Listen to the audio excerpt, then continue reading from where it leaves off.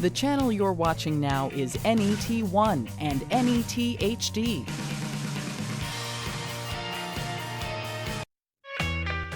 NET Sports provides 165 hours of local Nebraska high school sports and collegiate sports each year, more than any other Nebraska network, on air or online in high definition. NET Sports, Nebraska's home for sports.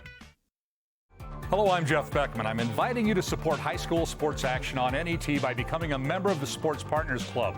Contributions from you and thousands of others across the state demonstrate how truly passionate Nebraskans are about high school sports on NET. Log on to our website right now and explore all the benefits of the Sports Partners Club.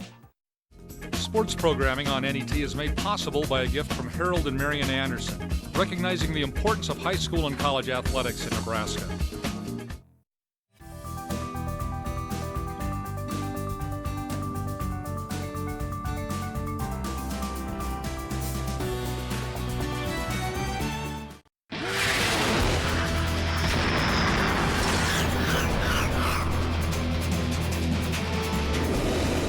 NET Sports, Nebraska's home for sports, is at Sun Valley Lanes in Lincoln, Nebraska for the 2013 Nebraska High School Bowling Federation State Championships. And hello again, everybody. I'm Larry Putney, along with Nebraska bowling legend Steve Simpek. Great to have you with us as we get set to crown 4 state champions today here at Sun Valley Lanes. It feels a little bit like the old days, Steve. We wake up on Sunday morning, turn on the TV, watch a little bowling. The difference is these girls today bowling for trophies and not for dollars. In Class A, we've got a terrific matchup. Lincoln North Star, 2-time defending state champion, will take on another defending state champion in Pius X, which moves up a class. That should be a great battle. These girls will be bowling for dollars later in their careers, as we have a phenomenally talented Class A match. 3 or 4 girls or more will all be bowling in college someday based on the great skill level they have, Larry. That's the final match of this morning. Also coming up later today in Class B, it's Hastings, which is always a perennial power. Back again, great fundamental team, very sound, minimal mistakes, good spare shooting. That's what consistently gets them to the state championships. 4 state champions crowned this morning. We kick it off with a battle of the birds. Ravenna, Newman Grove coming up next.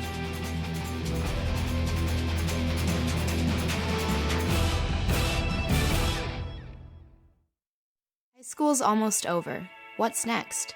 I mean, what are my choices? I want to find something I love, so I can make a life for myself. And then I can give back.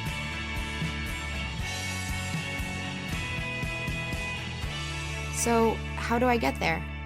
Take the next step with Education Quest College Planning Services by visiting educationquest.org. No matter how you look at it, animal agriculture helps Nebraska's economy.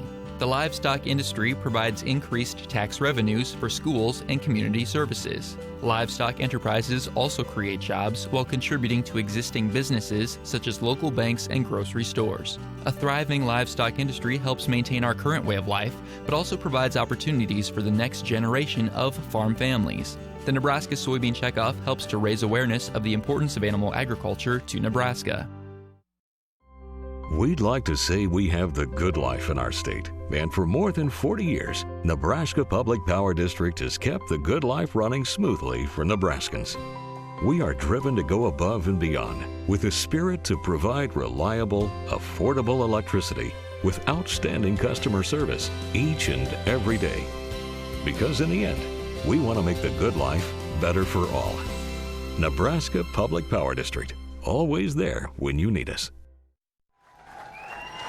And welcome back to Sun Valley Lanes in Lincoln, Nebraska. Along with Steve Simpek, I'm Larry Putney. Great to have you with us. Want to remind you, you can get a copy of the 2013 Nebraska High School Girls and Boys Bowling Championships on DVD, offered by the Nebraska High School Bowling Federation. Just visit their website, www.NHSBF, stands for Nebraska High School Bowling Federation.com. Follow the links, preserve your state championship memories for a lifetime. Ready to get going here in Class D, our first match of the morning. It'll pit the Blue Jays against the Blue Jays, Ravenna and Newman Grove. Starting lineup for Don Herbert's Ravenna Blue Jays. Holly Detlef's just a freshman. 3 juniors in the lineup. Michaela Erweller, Brittany Harp, they like to call her Burt, and Casey Peters is also a junior. Savannah Chapa is a sophomore. should be Savannah Weezy. Savannah Weezy is a sophomore. Here's a look at Newman Grove of Tim Kruger, Emily Strong there, Savannah Weezy, Sky Leonard, and Crystal Salinas. So ready to get going here in Class D. Well, they're all wearing blue shirts, Larry. That's where us announcers get confused. Just a reminder how the Baker format works. You will see a team of 4 bowlers in Class D and C, which follows this Class D match, and they will bowl each 1 frame and rotate through. So your first bowler will actually bowl 3 frames. Your second bowler will bowl 3 frames as well. Second bowler bowls the 2nd, 6th, and 10th frames. And then your third bowler bowls 2 frames, fourth bowler bowls 2 frames. So the key is to get that most talented bowler in that second spot. Yep. A little bit different than 5-player Baker. So your second bowler, and instead of the 5th, typically is usually your anchor bowler and your go-to person to get it done. But 4-player teams, I think makes it a little more unique, Larry. Right. Even brings more of the team concept into it. But we've seen both these teams before in the past here in Lincoln at the state finals, and both these programs continue to chug along and lead the Class D division in appearances, I guess. So Ravenna starts it off. That was Holly Detlefs, just a freshman, now on the right-hand lane for Newman Grove. Here's Emily Strong. Emily with the crossover, catches and leaves that 9-pin, kicked the 3-pin out of there, avoided the double wood. Now on the left-hand lane, Detlefs. The difficult spare.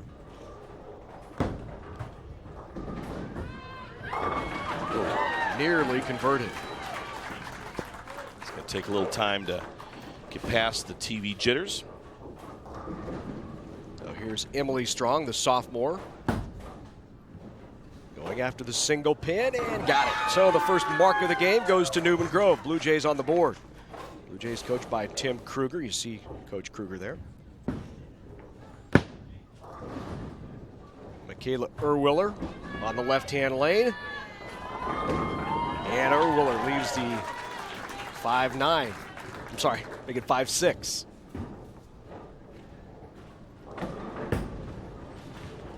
Here's Savannah Weezy, and Weezy with the strike, and back-to-back marks for Newman Grove, and they're in the lead early. So now a big opportunity for Michaela Erwiller. Daughter of Robert and Christine. Had her high game and high series of the year at districts. Picked a pretty good time to bowl well. Chops the 5 off of that. And so back-to-back opens for the Blue Jays of Ravenna. Here's Sky Leonard. Sky Leonard nearly doubles up. A wobbling 5-pin doesn't go down. And here's Brittany Harp. And Burt, as her teammates call her, crosses over. And she leaves the 5-pin as well. We're seeing lots of contrasting styles here, Larry, of bowling. So it makes the sport always unique. She's got I think it's the Peter Jakobsen line up the putt approach there of letting go of the ball. That's right. But it worked. She got a spare. And as we talk about spares, we'll, and especially in Baker bowling, how important the spare is to keeping your team from digging yourself too big of a hole. Newman Grove ready to take a commanding lead with a mark here. 3-9, so a little bit of a toughie there to pick up, but the Ravenna ladies need to strike quickly now to get back into this match. Early on, 3 opens in a row for Ravenna. They are down 22 pins through 3 frames, make it 31 pins through 3 frames. Well, we've been in this booth before where teams have been down 2-0, and to have the opponent come back and take that 5-game Baker win. So tough conversion there on the sleeper. She just misses, so that's the first open for Newman Grove.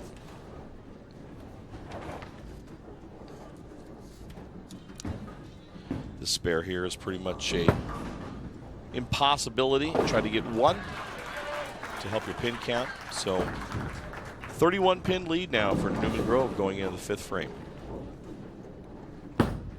Back on is Emily Strong now. Emily clips 3 off the left-hand side. Very young team for Newman Grove. 2 freshmen and 2 sophomores in the starting lineup.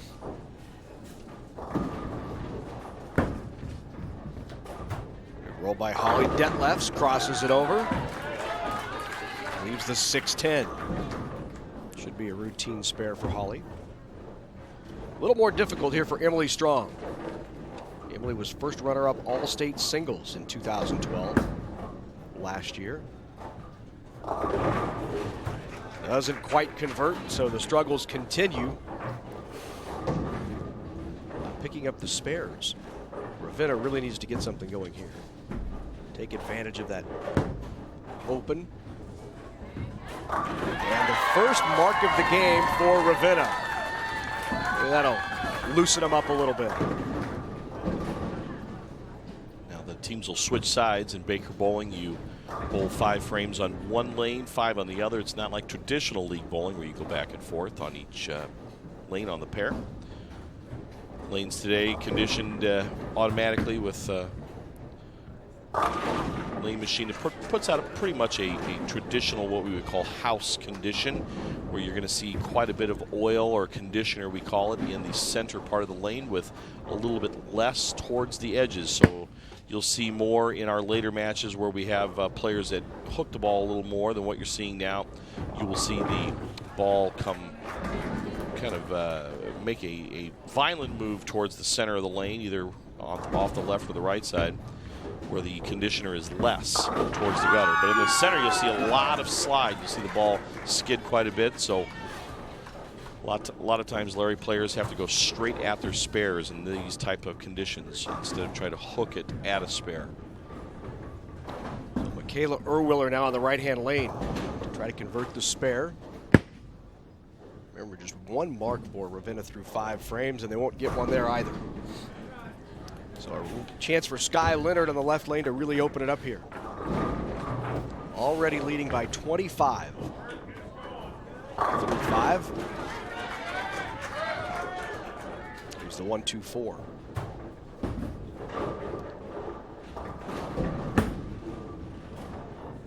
A little bit of an easier spare there now. Starting to see a little more confidence, a little more looseness in the swing.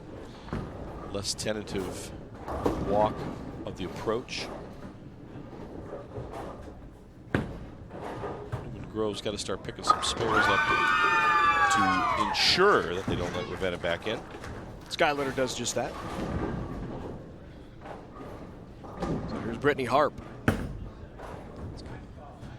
Brittany Harp with a good spare. Important spare for Ravenna, trying to get back in this. Down nearly 40, 38 through 7 frames. Both teams with a spare working in the 7th. Here's Crystal Salinas. And Salinas with a good shot. Leaves the 4-pin. Up on the right-hand line, Casey Peters. Casey, high game of 235 and a high series of 561. A nice game right at the pocket. Little high. Tough break there, Larry. Ball looked like it was going to hold pocket. So now I think at this point Ravenna just needs to fine-tune a few things. They're behind by over 40 now in this first game, so catching up is going to be difficult. Try to get yourself past this. Remember, in Baker bowling, it's match play just like in golf, so forget game 1, move on to game 2, unless Newman Grove completely has the wheels come off here that they're going to win game 1.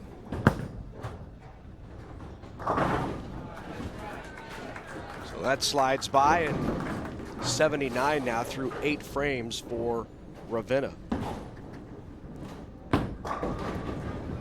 Right down the middle of the lane. Just a tough break there. Sends the head pin to the wall, leaving the 5 and the 10. So just things aren't going the Ravenna Blue Jays way right now. Maybe, Steve, looking at a couple of teams who didn't expect to be here. You know, but Ravenna came in seeded number 5, and the way the state tournament works is you bowl qualifying games, 5 different qualifying games, add up the score, then you're seeded 1 through 8, then 1 bowls 8 in a step ladder format. Winners advancing, but Ravenna was seeded number 5. Newman Grove was seeded number 7. So 5 and 7 have survived. They've knocked off the 1, 2, 3, and 4 seeds.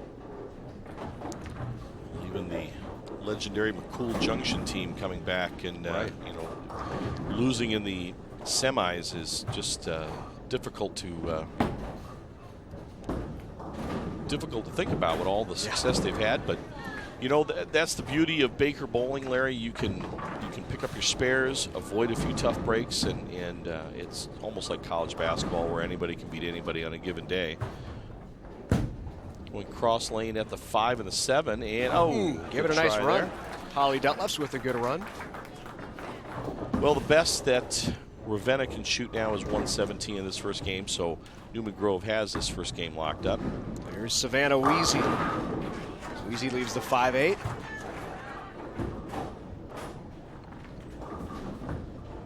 And there's a look at the score. So a 50-pin advantage for Newman Grove. They will wrap up here game number 1 in the Baker format, state championship format. It's a best-of-5 Baker format, so got the 10 out of there.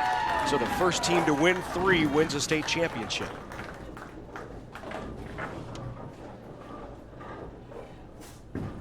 Weezy, who also played volleyball this year. Chops the 5 off the 8. But not going to matter. Newman Grove ends with a 146 in game number 1. Ravenna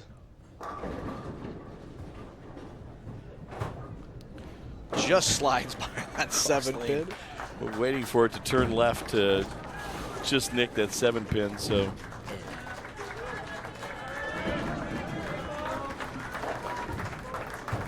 So 146 to 96 was the final of game number 1. So what happens now is you sit down, if you're Don Herbert from Ravenna, you sit down with the girls and you say, this is behind us. We're going to move on. We're going to forget this. Let's just pick up those spares and continue to make good shots. So it's a press of the reset button. You just need to focus now on this game. Newman Grove starts it off in game number 2. Emily Strong back on the lane, leaves the 1-3-10. And now Holly Detlefs on the right lane for Ravenna. Both of Holly's sisters were bowlers. Holly points out in her bio that neither one of them made it into the state championship match. Way to zing the older sisters. So Tori and Terry, if you're listening, little sister, just let you know where she's at. Difficult spare here, the 1, 3, and the 10. Ball takes out all 3. Great cover by Emily Strong. So Newman Grove already.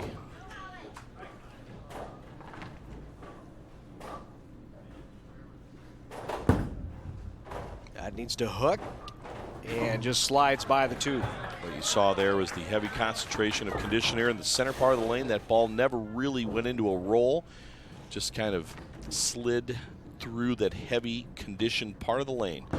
Most of the spares today going cross lane, Larry, you're going to you're going to need to see most everybody go straight at the pin. By straight at, meaning you're not going to see a lot of hook into the spare. Some of our Class B and Class A matches, you may see a little bit of that, but especially with the girls here who do not hook it a whole lot, right straight at the spare. So you're going to see here on lane 28 with the 4 and the 7, you're going to see hopefully a straight approach right at the spare. Newman Grove, Savannah Weezy on the spare conversion. And picks it up. Newman Grove 5-5 on the year in conference play. Finished right in the middle of the pack. Scribner Snyder was 8-0 on the year. Scribner Snyder was also seeded 3rd, but knocked off in the second round by Newman Grove 3-0. So Scribner Snyder, one of those teams that did expect to be here after being seeded 3rd, undefeated on the season. 1-2-8. Now the right lane, here's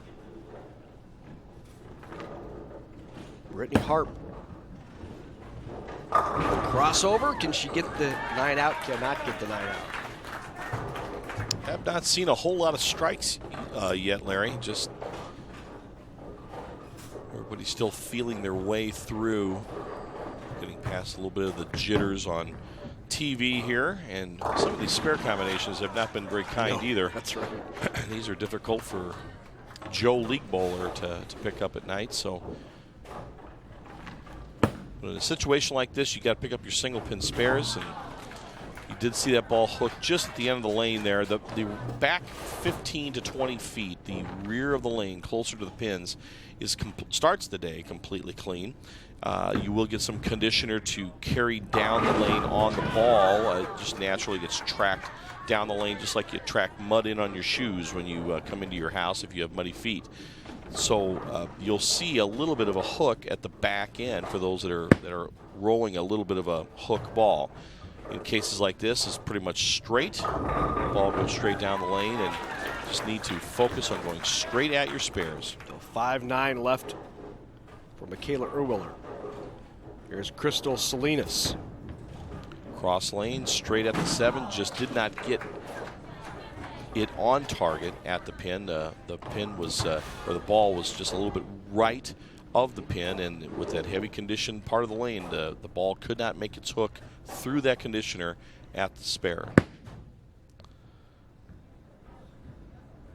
Needs to climb just a little.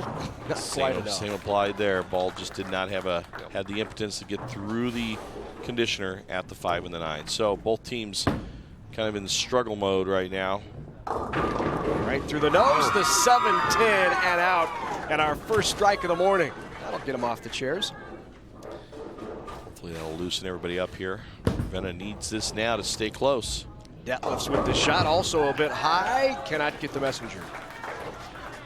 Leaves the 6 pin for Detlefs.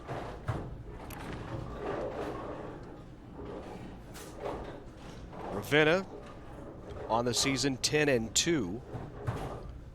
Ravenna finished second in their conference behind North Bend, which was 9-0.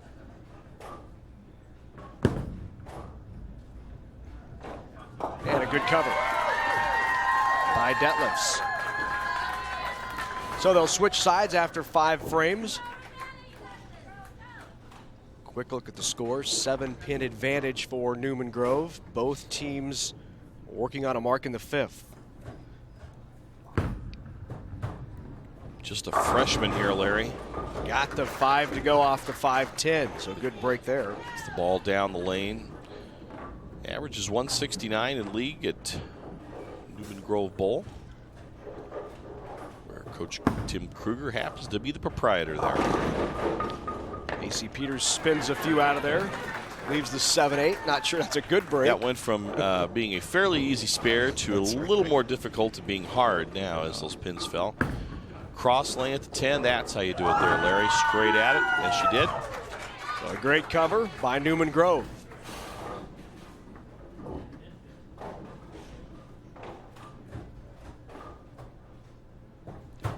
Casey Peters now of Ravenna.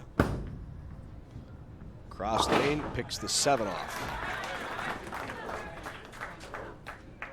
Tightening up here. And gets the 7-pin to go. Smashed him. Newman Grove's beginning to look like it's going to pop out to a quick 2-game lead here. Time to strike for Ravenna. And she gets it. Got it. Big shot by Brittany Harp.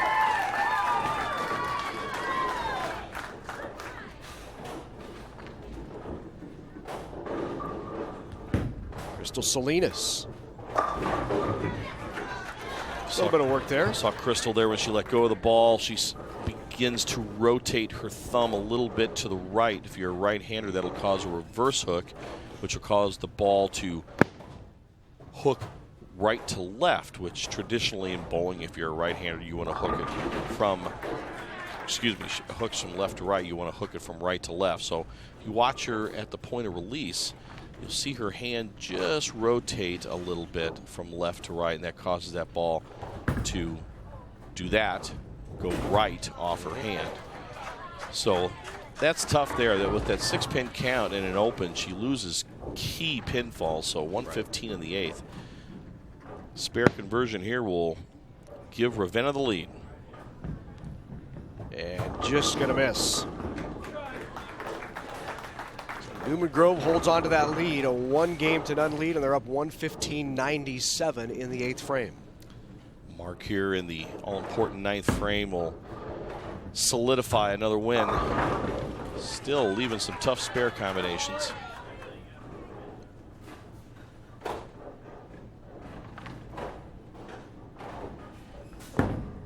Shot by Detlefs. Bad timing. Big 4. At this point, I suppose you just need to get 2 and move on and just get ready again for game number 3. Although, a spare here, Emily Strong is going to all but wrap things up. And got it. Does. Good break. That head pin goes straight back, takes out the 5. Needs to get 2 here, Larry. She's going to get 1 only. Pretty much locks things up for Newman Grove. Best Ravenna can shoot in the second game is 134, so just a mark.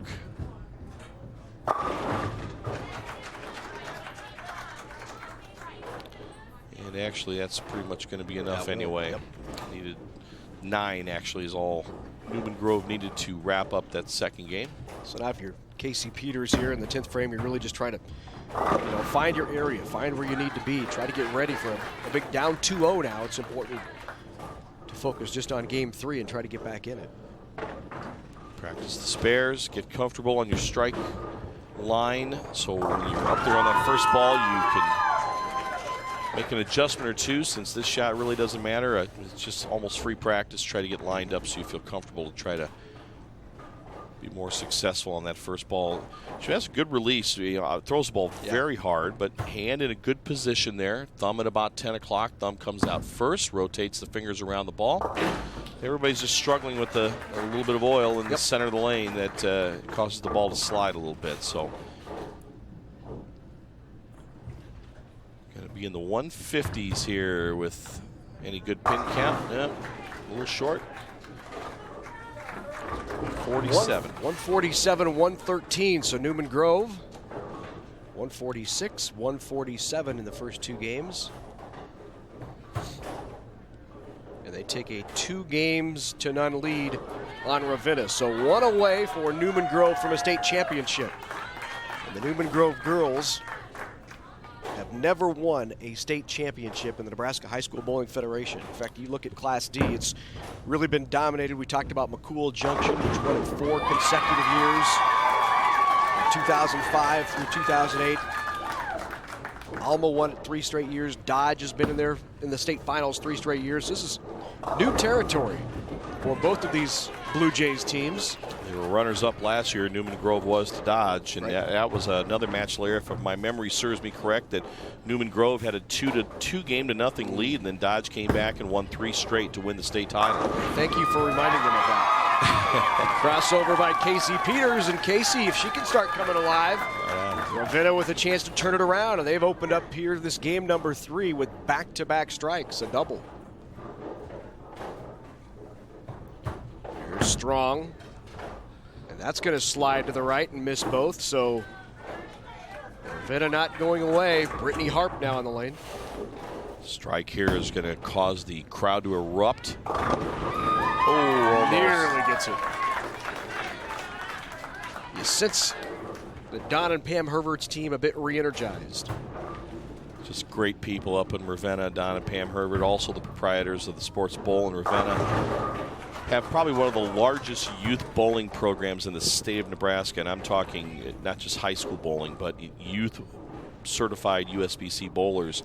They have after-school leagues nearly every day of the week up there in Ravenna, and the town has embraced them for so many years, and the parents trust Don and Pam to provide them with a sport and an activity to keep the kids happy and keep them active, and they've just done a great job, and that naturally feeds into your high school program. And we've seen Ravenna here many times have a good program, and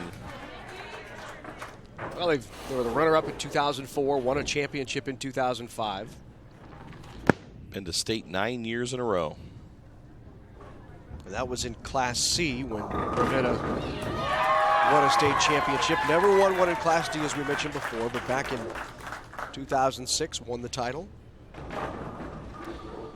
We've done a little class realigning in the last year. We're trying to pattern ourselves again after how the NSAA aligns their classes based on enrollment. When the Federation first started, we just kind of followed what the other schools were doing in different sports, actually. So we've kind of evened up the classes a little bit just based on enrollment, making sure we have enough teams in each of the divisions for classifications to make it a little more fair.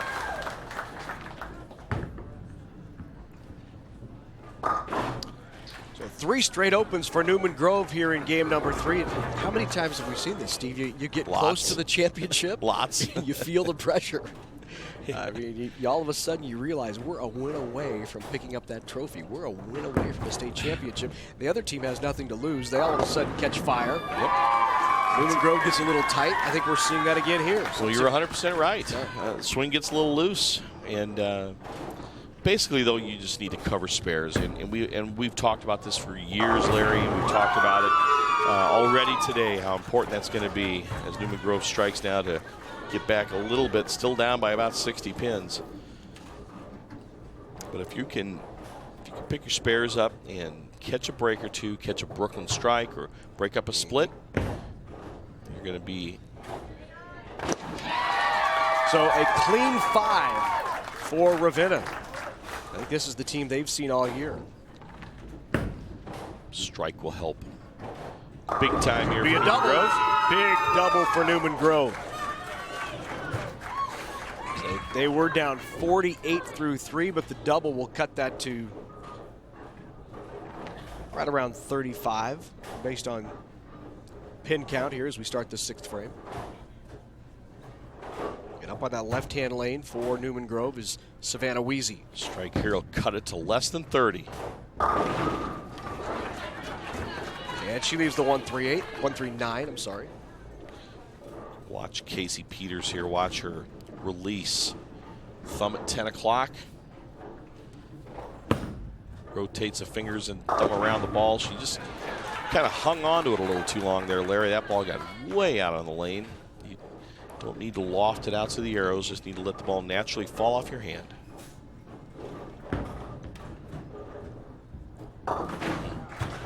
Comes up a little short, leaves the head pin, so they will be down by 40 based on what Casey Peters does here. Casey, high average on this Ravenna team, averages 150. She's their anchor bowler and keeps the door at least a crack open for. Sometimes, Larry, you try to steer the ball a little bit. You try to, point it, and we talk about letting the ball come off your hand and let the ball do the work. Looks like Casey just tried to steer it a little bit, ended up pulling it past her spare, so time for Ravenna to make up for that error.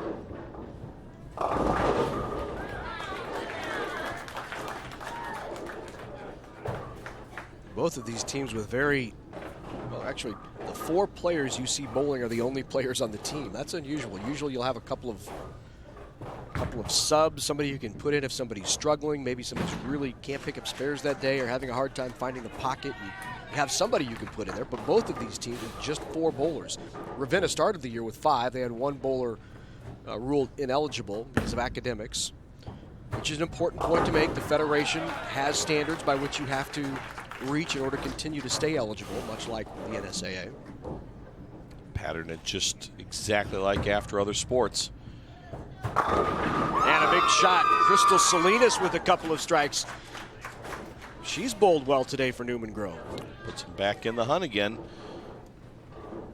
Depending upon how Michaela does here on this 8th frame, could put Newman Grove back within 20 pins. Evaluate her swing for me a little bit, Steve. She seems to drop it right at the line. Is she just maybe Well, she's using and if I don't know if our great camera crew at NET can get a little close up here of wrist brace of Michaela, you'll see her using all 4 fingers in the ball. All 4 fingers in the ball, which is legal by the USBC because you're using it for gripping purposes. And she's also wearing a wrist brace, so we'll have to maybe ask Coach Herbert afterwards if maybe there is a wrist injury or something like that. Yep. You don't see a lot of that, but it's not completely uncommon in bowling to see bowlers use more than just the 2 middle fingers. You want to go way back in time. In my day, you can look at Billy Hardwick back in the 60s and 70s who used 3 fingers. Steve Fair was another PBA Tour player that actually used his index and his middle finger instead of his ring and middle fingers. In today's game, they're going to less fingers, like no thumb, no. Then you have the other end of the spectrum. That's right. Yeah. Yeah. So here's Savannah Weezy, direct to the pocket, leaves the 10-pin. Well, it's still anybody's match. Newman Grove can complete the sweep here. They're going to have to pick up this spare to cross lane at the 10-pin, and to stave off Newman Grove, it's pretty important for Holly Detlefs here to pick up the 2-4-5. She's going to miss it on the right. So this spare here, Larry, is going to make this a very interesting and possibly a championship 10th frame. She picked it up before and up. And that will close out, actually, Newman Grove's chances. 118 is what they finish with. Ravenna already with 136 in the 8th, so Ravenna will take game number 2 after Newman Grove took the first 2. So 2 games to 1. Newman Grove still leading. Crossover by Casey Peters. Casey would like to go to UNK next year. She's just a junior this year. Study mathematics. As you'll see from the next camera shot, she has to have her hair French braided when she bowls. That was the superstition, wasn't it? My twin daughters in volleyball, they have to do the same thing. Whatever works. That's right. As you see, when she lets go of the ball, she really gets a lot of loft out on the lane. And by loft, we mean that's when the ball comes off your hand, it gets out quite a distance past the foul line, the point of release onto the head or the front portion of the lane. Really, Larry, in today's bowling world, we don't teach that very much anymore. We actually teach to have the ball almost fall off your hand, not fall and bounce, but you want the ball to get into its roll, and that was better there. That ball came off her hand much sooner, and you saw a better shot there. So 2 games to 1 now. Looks like we're going to get our wish and go to 5, maybe. There you go, the 155 by Ravenna, the highest game either team has bowled through 3. So 2 games to 1. Newman leading. You see there, they won the first 2. Newman Grove did. Ravenna comes back, takes game number 3, 155, 118, and you just get a sense, Steve, that Newman Grove is settling in. You saw it by the way Casey Peters, or that Ravenna is settling in. You saw by the way Casey Peters threw that last shot. She's finding her mark as well. It was a very close match, so I don't think Newman Grove has lost a lot of confidence. I just think Ravenna picked it up a little bit. There you go. So here's Detlefs on the right lane. She is an active young lady, 4-H, Future Farmers of America, plays volleyball, softball, track, band. STAR, which is the drug-free coalition of her school, gets the 5-pin to go. 7-pin thought about it as well. She's happy about getting rid of the split. So Emily Strong on the left-hand lane, another active young lady. Volleyball, basketball, track, softball, FFA, Future Business Leaders of America. High distinction honor roll as she slides. How'd you like to be their parents after taking all that stuff? That's when you can't wait until they're 16 and have their own licenses. Yep. Oh yeah, but that's great though, and you know, you and I both have kids that are, you know, just like that, are in a lot of things, and sometimes as a parent you roll your eyes, but you get it done. Our wives get it done. Let's be honest. Yeah. Thank you for saving me on that one. Weezy. Boy, nice powerful ball by Savannah Weezy. Well, it's going to come down to spare shooting again. We have 2 open frames already in this first game. A little more loft, but not as much as before. But as you see, every time that loft increases, the ball ends up on the crossover or Brooklyn side of the pin. So see how this cross lane at the 10 pin goes. Oh, just not enough. Everybody's just tentative still, Larry, trying not to make an error or throw it in the gutter. So advantage Ravenna here in game number 4. Good shot by Brittany Hart. And Burt carries the rack. And a double for Ravenna.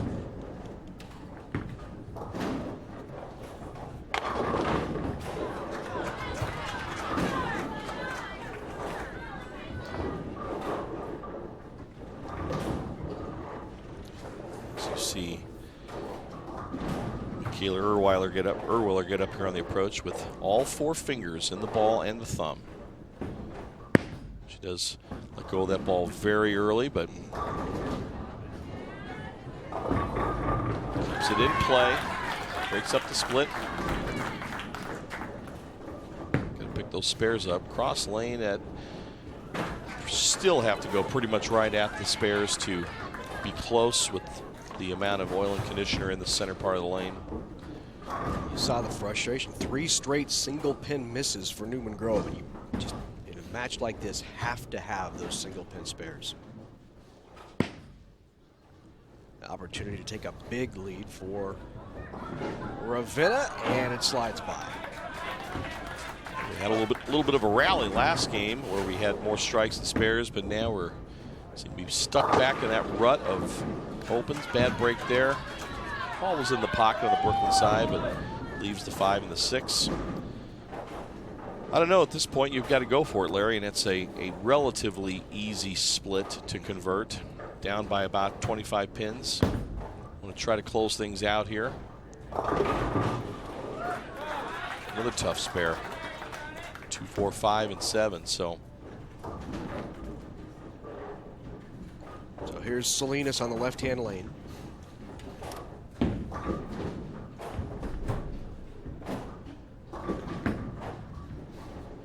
Gave it a run.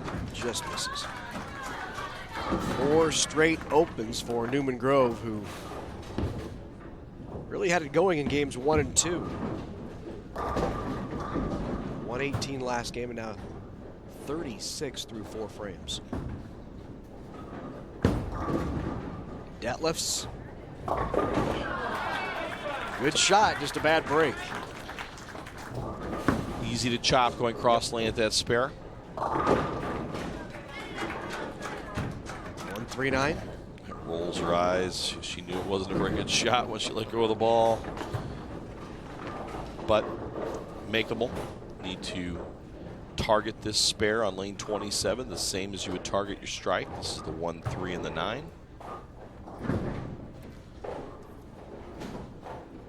Emily's another busy little girl. Volleyball, basketball, track, softball, FBA, FFA, honor roll, 4-H, dancing, singing, acting. Yeah. When is there time for texting? I don't see that in there. Well, they find time. Yeah, they find time. Hey, I want to remind you, you can get a copy of the 2013 Nebraska High School Girls and Boys Bowling Championships on DVD, offered by the Nebraska High School Bowling Federation. Just go to their website, NHSBF.com, and follow the links to preserve your state championship memories for a lifetime. Here's Wheezy in that right-hand lane. Leads the 1-3-6. So Casey Peters now. Ravenna with the lead. Up by 24 through 5, and doesn't quite make it back to the pocket.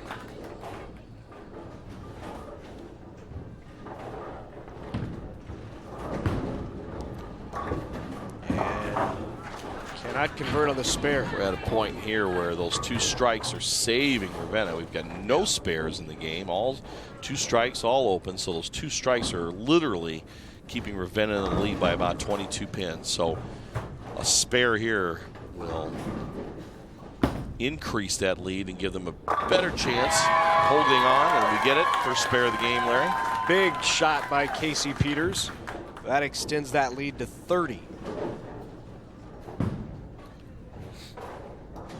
Sky Leonard here needs a mark. 7th frame, got to get something on the board here to rally on. Brittany Harp, last time she was up, struck back in the 3rd frame. A little light on that left-hand lane. Lost that one on the bottom of the swing. By losing it, we call that when the ball comes off your hand without giving it the proper rotation and lift. Ball moves to the right. Another open frame. And still struggling is Newman Grove just to find something to create a spark. Not that far out of it. A spare here, though, by Ravenna is going to... That'll make it tough. Yeah, it will. And she got it. Maybe that's what it needs to be, Larry, is the harder spares. That's right. They're picking those up, but the single pin one's having a little trouble with. It's time now for Newman Grove to... We're going to have to act now. Down by 40. Got to pick this one up to have any chance at all. Down by 40, 3 frames left. Ravenna can walk to this game if they just stay clean. Just pick up a couple of spares in the next 3 frames. Down the middle, and good shot. Brings that 10 pin. And now must pick up for Crystal Salinas, daughter of Maximina and Fidel. Also plays volleyball and member of Future Farmers of America. Good cross lane, solid pickup by Crystal. It's not over yet. Hanging around. First spare of the game for Newman Grove. That got Tim Kruger off his seat. You see that? Yes, I did. It's Tim Kruger in his 10th season coaching. Every year we've had the Federation, Tim Kruger's been on the bench for Newman Grove. That's commitment. Just a great guy. You want to go to a classic small community bowling center that's the hub of activity for the community. You go to Newman Grove Bowl. Well, look at these 2 proprietors here. The 2 proprietors are the coaches, the Herverts and obviously Tim Kruger. Herverts have been there for 31 years. Tim Kruger, 33 years. 2 long-time community proprietors who've done a lot for those communities. Yep, and it's great that they're stepping up and providing another activity for the kids to participate in through their high schools. And athletic directors like that. They like kids to be involved. .26-pin lead still for Ravenna. Newman Grove seals their fate there. That gives them 89 in the 9th. Best they can have is 119. Ravenna already has 122. There's going to need count only in the 10th frame.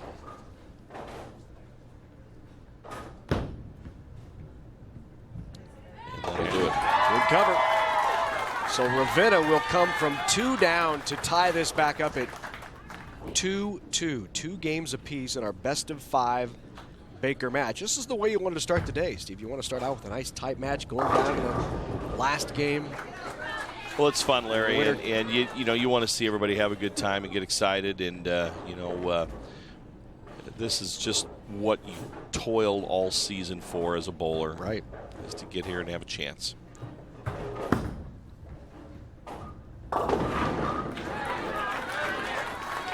Still, just see her rubbing her hand there. That's Savannah Weezy. Just you see her just kind of. Still fiddling around a little bit with the grip and the release.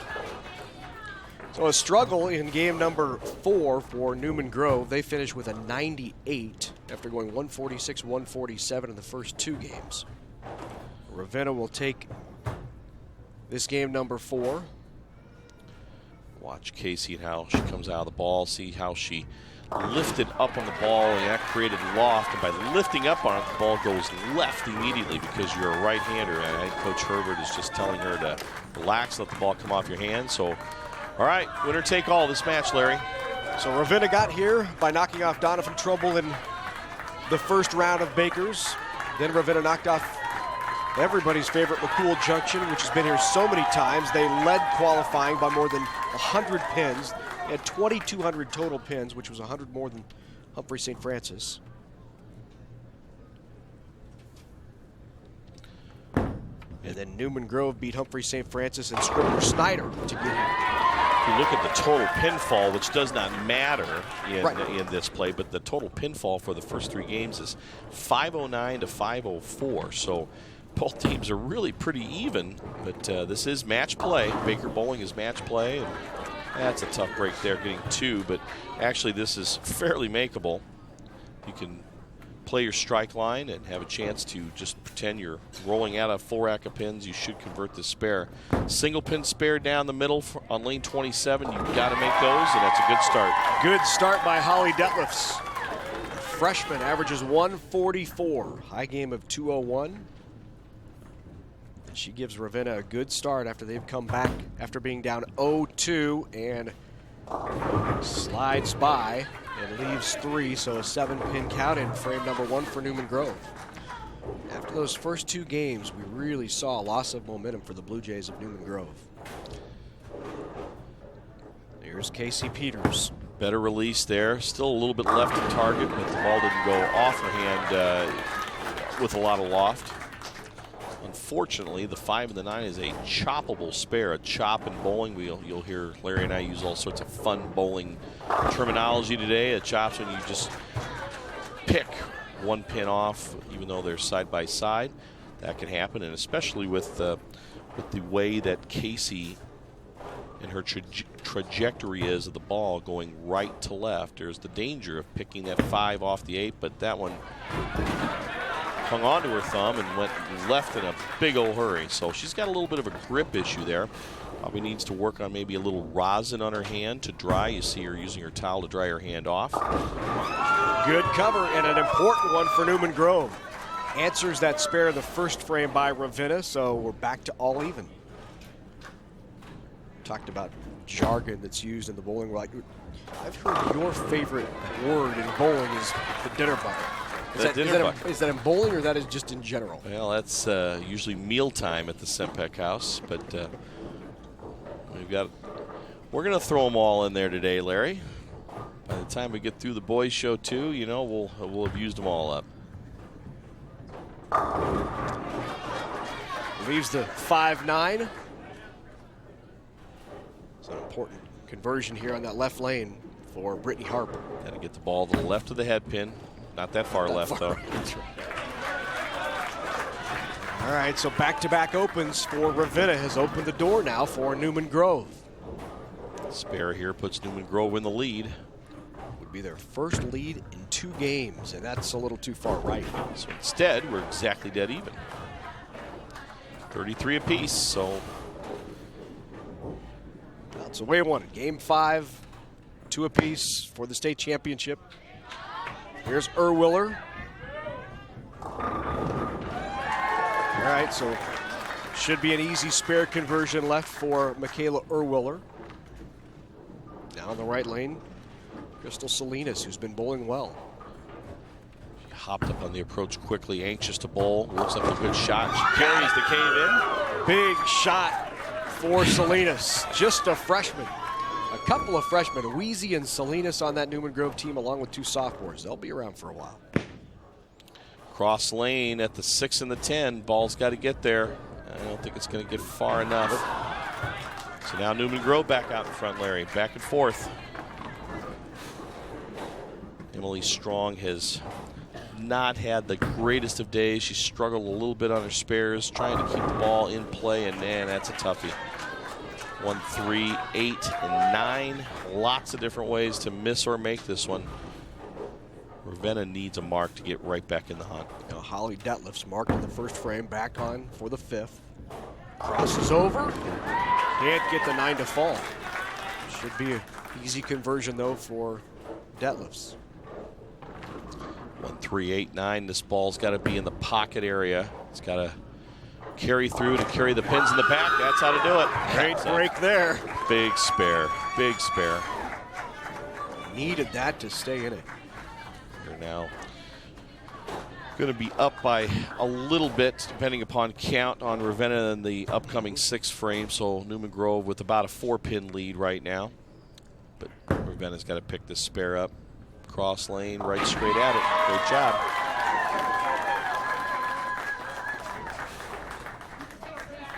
With that strike working in the fourth frame, Newman Grove, as you see there, with a 12-pin lead. Lanes will switch. Teams will switch lanes for the last time. I want to remind you, you can also watch the 2013 Nebraska High School Girls Bowling Championships on your computer, tablet, or smartphone. You saw the web address on your screen, netnebraska.org/sports. Did you get your smartphone yet, Larry? Or are you still using that big cell phone that looks like a brick? No, I'm hip now. That's my kid's son. Better shot there that time. I think if you say you're hip, you're automatically not. Yeah, you pretty much blew it right there. Yeah, I think so. Ooh, rattles that 9-pin. So important too. That would have vaulted them even further into the lead. But now, right now, with this spare, basically back to all even. Yes. So a big shot here for the anchor bowler Casey Peters. Needs to go, needs to get. Slid it. Saw the perfect example, Larry, there of the ball not going into the roll because of the conditioner on the lane. So when we say straight at him, we mean straight at him. The ball's got to be on the target line where it hits the pin right in the center. Sky Leonard rattles him around, leaves the 5-pin. Big break there. That could have been a split. Instead, leaves the easy 5-pin spare, although we haven't seen any spare be easy so far this morning. But Ravenna needs a mark right now to get back into the hunt. Crosses it over and got it. Big shot by Brittany Harp. That'll make Pam Herbert give her a little applause there and a high five. This makes this spare all the more important now for Sky Leonard. Right down the middle, right in the center of the pin. Great job. Big shot. So now here's Michaela Erwiller. Erwiller working on a strike. Down by 8 pins. Did not come off her hand. She looked a little tentative up there. And on the spare in bowling, as you score bowling, when you have a spare, you get 10 pins for that spare plus the pin count on the next ball. So you traditionally always want to get as much pinfall as you can on the next shot. And look at Crystal Salinas. That's back-to-back strikes for Salinas, and she has had a very big day for Newman Grove. Just a freshman. The good news is Ravenna was on a strike, so you get the pinfall, you get the 10 pins plus the pinfall on the next 2 balls.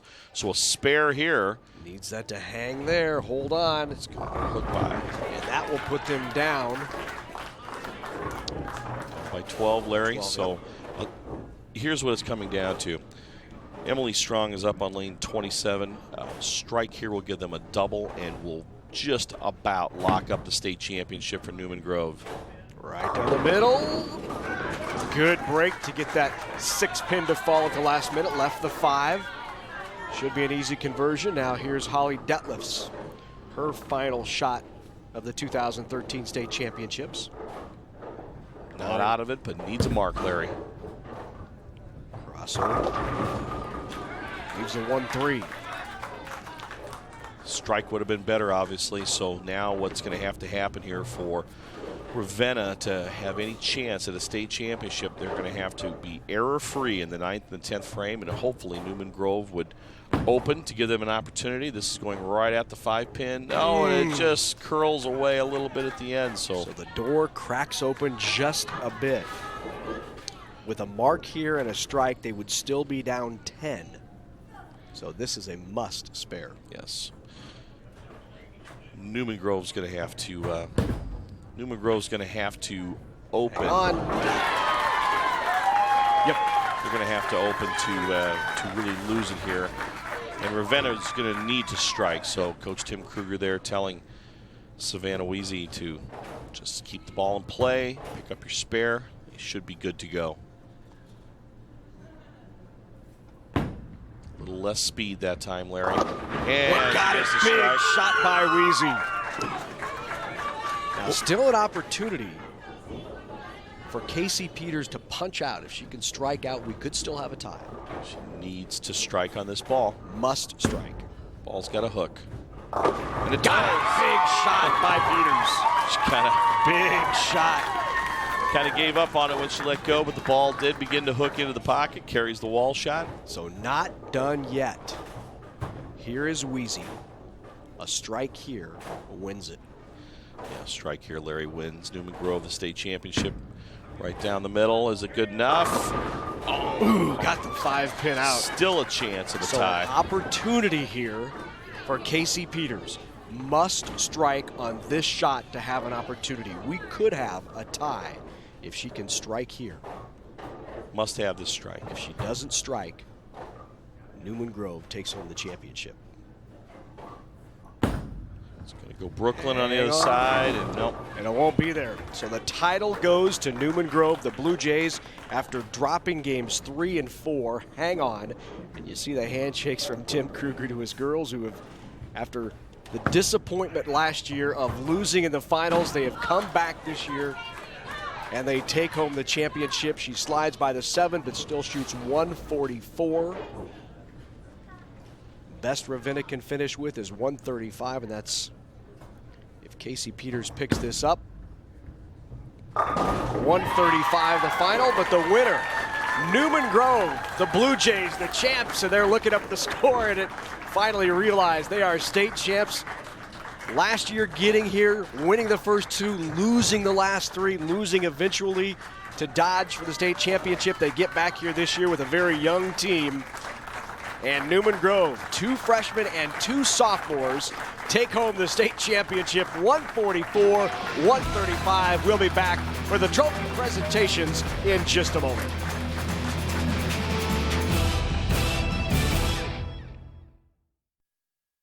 Brought to you in part by the Ellen and Marcia Bear Foundation and by the Nebraska High School Bowling Federation, encouraging high schools to sanction the sport of bowling across Nebraska.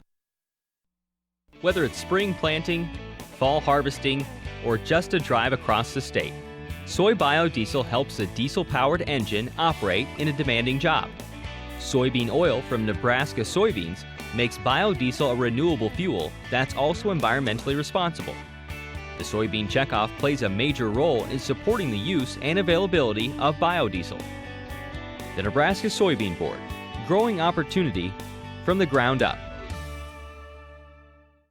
You know, many years ago when I was about 8 years old, I got the opportunity to watch a box turtle behind my house lay her eggs. And watching that turtle go through all that effort, that just piqued my curiosity, and I wanted to learn more and read more. My entire job is science. I want children to get connected with science and utilize the technology and the engineering abilities, because each one of us has the ability to change the world. To find out what you can do to inspire a young person, visit connectamillionminds.com.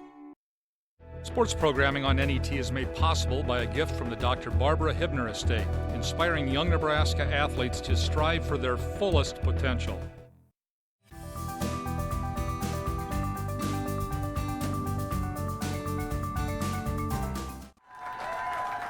Welcome back to Sun Valley Lanes Class D State Championship. It is Newman Grove knocking off Ravenna in 5. A great way to start the championships. And with the champs, let's go down to Steve Simpek. Thanks, Larry. Here with Coach Tim Kruger and Crystal Salinas. Coach, tell us about how close and how almost this was deja vu-like from last year to this year. Well, last year was bowling against Dodge girls. Same kind of situation, 2-0. We had them up, and they came back and beat the last 3 games, and we just kind of fell apart the last 3 games there. Give us a little synopsis of your history of your program. How many times you've been here, and titles and runners-up and all that good stuff? I think this is our 8th season here. We got 3 titles now, 3 champion titles, 2 for the girls and 1 for the boys, and about 5 runner-up. Okay, what makes you put Crystal here in your anchor spot? Well, she's been doing a lot of practicing, and she's probably our best improved bowler over the last 3 months of practicing. And Crystal, what was going through your mind up there right at the end when you knew you had to have a strike or a spare or something to win it? I don't know. I just had to do what I had to do, because if I want it, I'm going to go for it. And I stuck out and did it. And you're only a sophomore, young team. Or I'm sorry, that's right, you're a freshman. 2 sophomores, 2 freshmen, young team? We'll be back for another 3 years. All right. Well, I'm sure the superintendent will be happy and let you keep your job after this state championship. Larry, one of the Blue Jays was going to win today, and it's the Newman Grove Blue Jays. Back to you. All right, thanks very much, Steve. Congratulations once again to Newman Grove. They win the state championship. And now for the trophy and medal presentations for both Newman Grove and our runner-up, the Ravenna Blue Jays. Let's go down to Greg Porci. Ladies and gentlemen, how about a nice round of applause for our two finalists? And now for the awards presentation, your Class D girls runner-up, the Ravenna Blue Jays, coached by Dawn and Pam Hervert.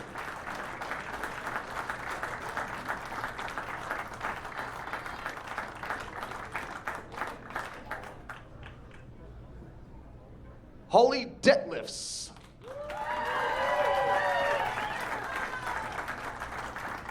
Michaela Erweller.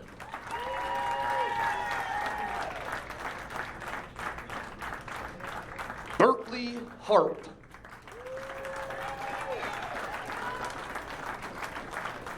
Casey Peters.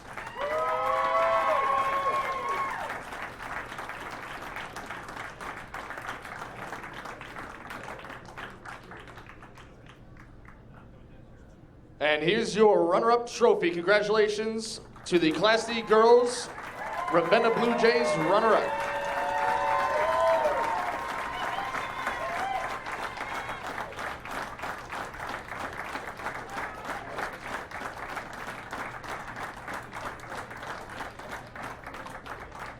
Now here is your 2012-2013 Class D girls champions, the Newman Grove Blue Jays, coached by Tim Kruger.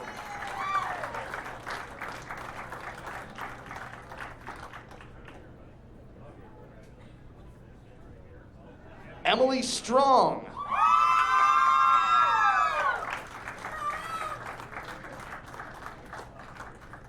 Savannah Weezy.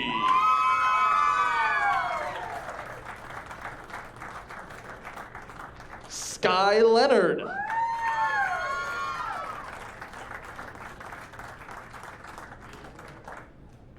Crystal Salinas.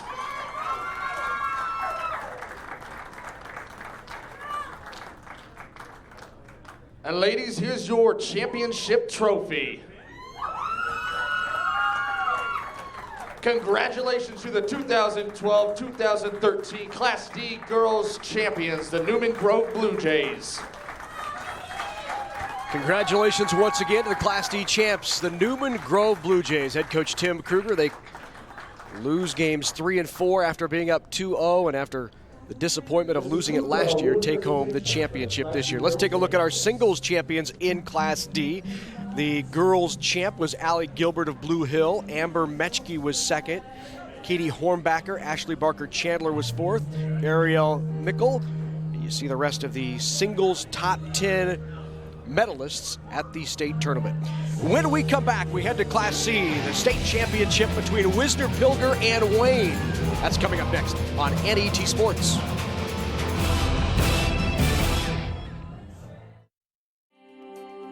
Behind the Outlet, Nebraska Public Power District is passionate about preserving and restoring Nebraska's resources.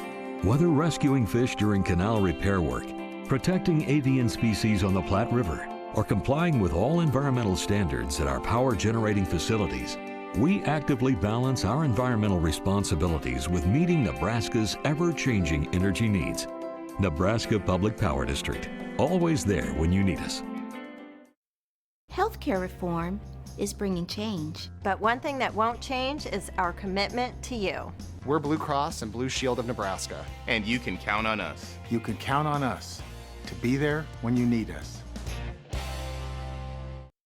Time Warner Cable is dedicated to the future of our nation's children. That's why we've launched our Connect a Million Minds initiative. We're asking adults to help us inspire kids through science, technology, engineering, and math. And we're achieving this through local partnerships with FIRST. Across the country, Time Warner Cable employees are helping bring FIRST robotics competitions to the areas we serve. The future of our nation and our children depends on math, science, and technology. Visit connectamillionminds.com to find out what you can do.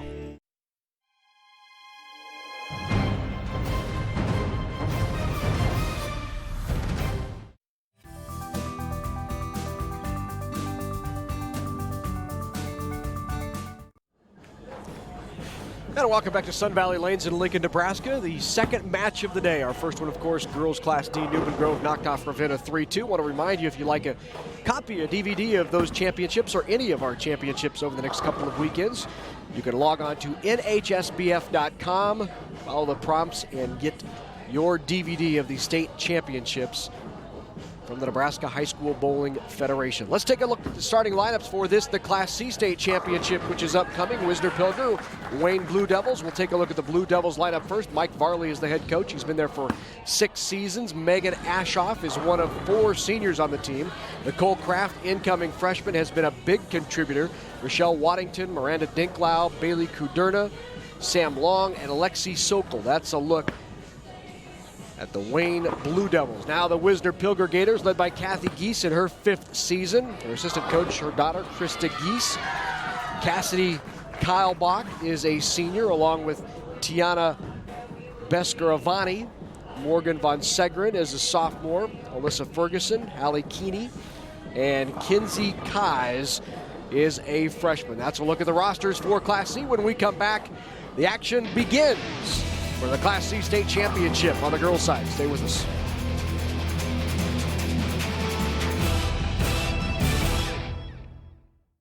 High school's almost over. What's next? I mean, what are my choices? I want to find something I love, so I can make a life for myself. And then I can give back.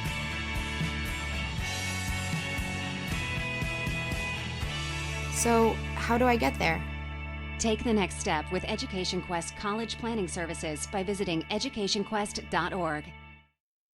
No matter how you look at it, animal agriculture helps Nebraska's economy. The livestock industry provides increased tax revenues for schools and community services. Livestock enterprises also create jobs while contributing to existing businesses such as local banks and grocery stores. A thriving livestock industry helps maintain our current way of life, but also provides opportunities for the next generation of farm families. The Nebraska Soybean Checkoff helps to raise awareness of the importance of animal agriculture to Nebraska. Power Drive Electric Car program gives high school students a hands-on way to apply studies, learn about electricity and energy efficiency, and develop skills that will benefit them throughout their lives. Nebraska Public Power District encourages students and teachers to get involved. Schools have the power to make it happen. For information on Power Drive, visit oppd.com or nppd.com. What if students could see and touch atoms, or unlock the secrets of Stonehenge? Now they can. Introducing NET Virtual Learning Library, a next-generation digital service that lets students dive deeper and changes how they learn. See how America's largest classroom is helping to build the classrooms of tomorrow today at net.pbslearningmedia.org. We are at Sun Valley Lanes in Lincoln, Nebraska, side of the Nebraska High School Bowling Federation State Championships. Class C girls about ready to do battle. You see the Wayne Blue Devils along with Wisner Pilger, along with Steve Simpek. I'm Larry Putney. Great to have you with us as we bring you state high school championships all morning. One already in the books, and this a rematch really of districts. These two teams saw each other in districts. Wayne ended up winning it. And they're just a stone's throw away from each other too, right. So they're very, very familiar with each other, Larry. This will be very good. Wisner Pilger very, very motivated. We've been kind of following their progress throughout the year, and you know, that's one of those schools with a fairly low enrollment, and sometimes it takes a little effort to field enough spontaneity and enough excitement to have a team. But they've had big numbers come out, Larry, because they've done a great job developing this program in the Wisner area. So, you know, it'll be a great match. We'll see if they can get the two-peat for the Blue Devils, that is. They love the excitement from yes, the Gators of Wisner Pilger. This is their first trip to state since the first year the Federation had held the state championships. They made it back here in 2003, 10 years ago. This is the 10th anniversary of the state high school championships, brought to you by the Nebraska High School Bowling Federation. So they were here in 2003. They lost it. The Wayne Blue Devils, well, they're no stranger. They've been here before. In fact, they are the defending Class C state championships. And Rachel Waddington will get things going for the Wayne Blue Devils. A little high. Leaves the 4-10. So now on the right-hand lane, here's Haley Keeney. Keeney is senior. A little bit of a backup ball. There's a 3.56. A lot of people here from Northeast Nebraska. Yeah. Great It's crowd. a loud crowd. Gets the one. So we're underway in the girls' Class C state championship. Here's Haley Keeney. I believe this first year she's ever bowled this year. That's what's great about this, about high school bowling, Larry, is it provides more opportunities for students in the high schools that may not be a track star or a football player or a volleyball player to have an opportunity to participate in something for your school. Miranda Dinklau. She turns it up a little bit. Dinklau with a nice shot off the corner. She's a senior. She's going to be bowling at Midland College or Midland University now up in Fremont next year when she graduates. Backup ball. Little light leaves the 7-pin. Here's Megan Ashoff now in the left-hand lane, another senior. 3 seniors in Waddington. Dinklau and Ashoff lead it off.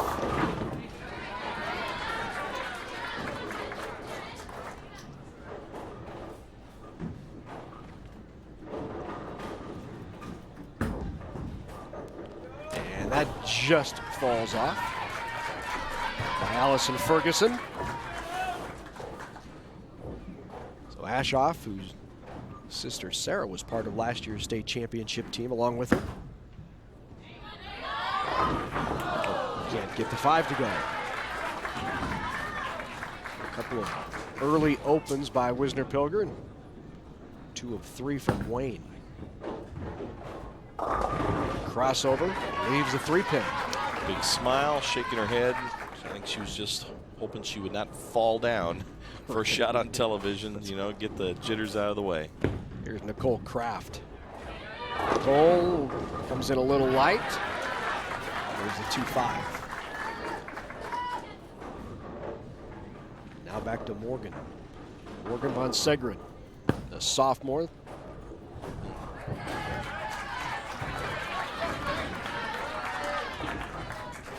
Nicole Kraft on the left lane now to attempt her spare conversion. She's a 4.0 GPA. Been a terrific addition to the team this year as just a freshman. And tugged it. A lot of youngsters we've seen in our first 2 matches here today, Larry. Not a whole lot of senior-laden teams so far.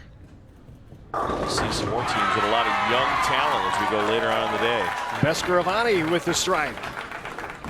Tiana Bescaravani. She said her job's to get the team pumped up, and if you saw her before the match, it's exactly what she was doing. And a good shot by Rachel Waddington.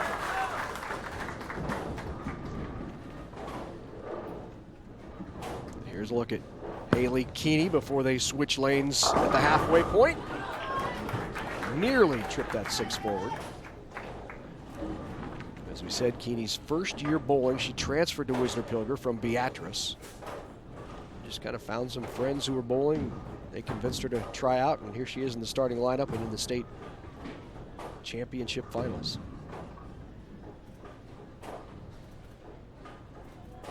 Very tight match. Spare's going to matter here.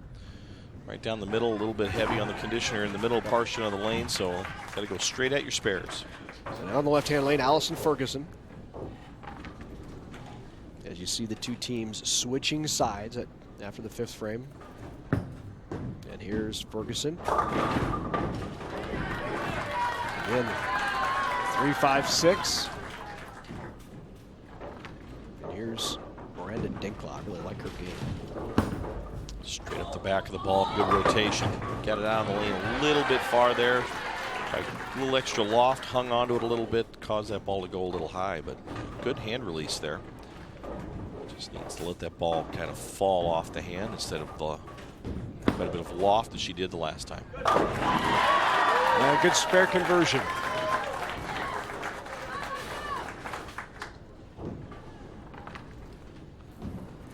Watch how switches balls for a spare there, Larry. A little bit of a harder ball.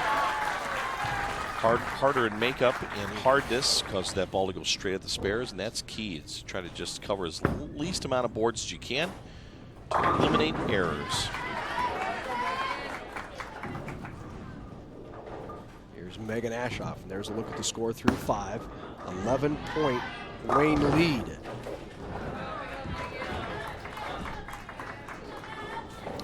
Looks back at Coach Varley kind of scratching her head saying, what do I got to do? What do I got to do? Just going to have to go straighter at the pocket. Ooh. Good shot, just a little too much deflection off the head pin. Didn't get back to the 8-pin. Here's Ashoff. Hang right there. Good conversion by Megan Ashoff. And a big conversion. It extends that lead for Wayne. As we said, Wayne, the defending Class C champs. Bescaravani. There's a tough conversion. Yeah. 1-8-9. Yeah, that's going to be a toughie. She's going to have to come in on the right side of the head pin, almost like she's going to throw a strike. Hopefully have the ball go in between the 8 and the 9 after it hits the head pin. Leaves the 4-pin. Very, very nice, simple, fundamental game by the freshman Nicole Kraft for Wayne. Good effort there at that spare on 27, but watch how Nicole here for Wayne. She's a freshman. Averages, her high game, I'm sorry, is 181, but just nice, compact, straight arm swing, good release, straight at the spare. Great job. Good conversion by the freshman. Says she's a competitor. She's hard on herself. 4.0 grade average. She's the niece of head coach Mike Varley. So now up on that right lane, Rachel Waddington. Waddington, another one of those late into the game bowlers as she leaves the 5-10. She didn't start bowling until her sophomore year.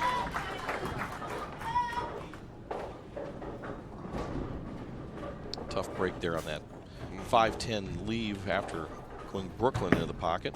Tough spare here for Wisner Pilger, but handled. Great cover by Haley Keeney. Try to keep the pressure on. The split will allow Wisner Pilger to give it a run. An opportunity to pull it within 14 here. Important shot here for Allison Ferguson. Allison uses the reverse hook method. As you can see, she's a right-hander, but hooks the ball from left to right like a left-hander, rotating her thumb and fingers the opposite way as most would. Right to left as she chooses to rotate them left to right. Not going to do anything but just say it's as whatever comes to you as what feels natural.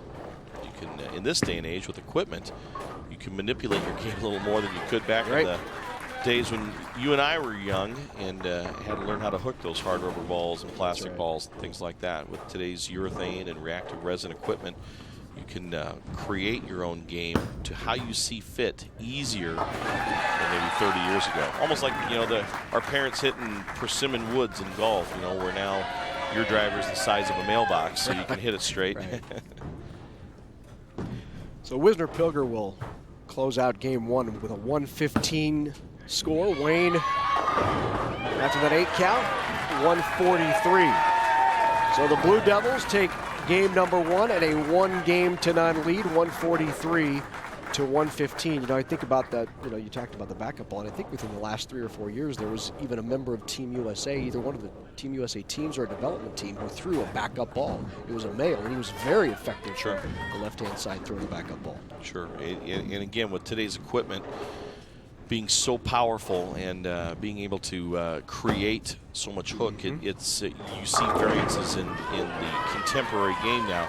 Of course, everybody now, if you watch a little bit of bowling on television, watch the PBA Tour and other nationally televised bowling events, you now see a number of bowlers that bowl with 2 hands and no thumb, shoveling the ball out on the lane. We had a bowler last year on the telecast that in the state finals here at Sun Valley Lanes that bowled that way. So, you know, it's an equipment-related thing, and you need to bowl with how it feels comfortable for you. Morgan Von Segren converts. They call her Vonzi. That was a pretty cool pickup there. Cross lane at the 6 pin. Using the whole lane to her advantage. Go to cross lane. Very well done. Both teams start out game number 2 with a mark. Allison Ferguson. Nice mixer. Goes what would be opposite side for her. Is that opposite side if you're right-handed and you have a backup ball, but you go to the right-handed? That would be her Brooklyn side. Yes, it would. Yep. Another great shot there. Wow, very good. Big ball by Dinklau. As you mentioned, bowling at Midland next year for J.J. Masney. And that hung up. That's our... Yeah, that's okay. I need to let go of it before I can see it. You know, that's usually a plus.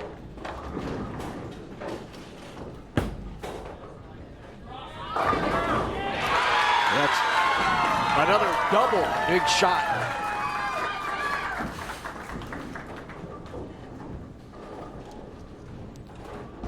What you're seeing now here in Baker Bowling is you're seeing substitutions made, which is completely allowable. You can substitute in and out as you need to, just like any other sport. Nicole Kraft now in the right-hand lane. Looking to make it 3 in a row. Got it. Look at that. Trip the 10 pin.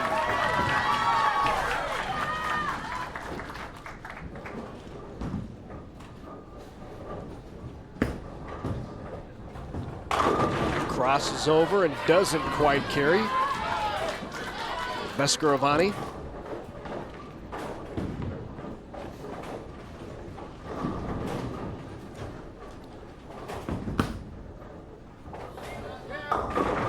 Right through the nose by Waddington. So that ends that streak of 3, but a nice lead built on that. An 18-pin advantage. Wisner Pilger must be thinking, hey, look it. We're throwing a strike. We're clean. Bowling well. We're clean through 4 frames. How are we down 19? Well, that 3-bagger hurts, obviously. That's what'll do it. But the good news is that that gives you enough momentum to set you up where, you know, that last shot wasn't so bad, but now what you need to do is you just need to keep that same mindset. Pick those spares up, try to stay out of trouble. Ball's got to hook a little bit to get back in the pocket. Didn't quite get there. 2-4-5. Makeable. There's a look at Morgan von Segren, the sophomore. 201 high game, Larry, so she knows how to handle pressure situations. She's going to want to, looks like she's lining up to go fairly straight down the left side of the lane at the 2-4-5. Got to be careful of the chop. Just slip by a little bit. Yep. So an 18-pin advantage as we flip lanes. 103.85. Make it 18.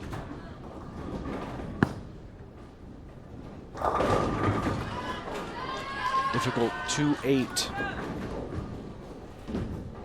Especially for the backup ball right-handed bowler.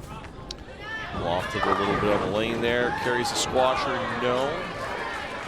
Tell when she let go of the ball, she pointed to the left. We need to get over there, get to that Brooklyn side. Both ladies here with tough spares. This is the 2 and the 8. Ball's got to hook back to carry both pins, and boy, just like got it off her hand too quick to the left. Didn't give the ball a chance to move back. So now cross lane for Miranda Dinklau at the 10 pin. Here's Dinklau. Get out there, good cover. Well, Dinklau stays clean.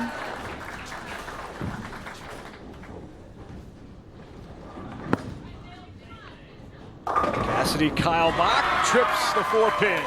That one came off her hand a little bit. Just fine, that's right. The senior with the strike, 4-year bowler. Most improved bowler this year was Cassidy.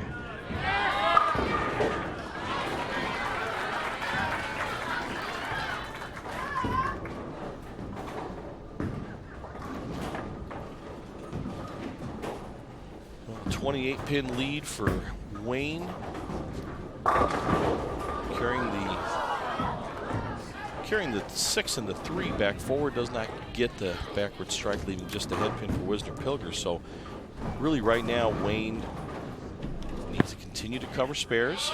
Very good effort there, Larry. And a good shot by Bailey Kuderna. So Kuderna with her second frame in the game.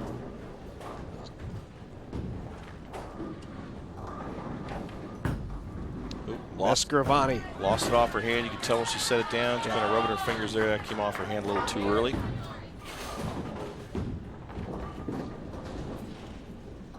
Nicole Kraft on the left-hand lane. Another one for Kraft. She's had a couple of strikes in this game alone.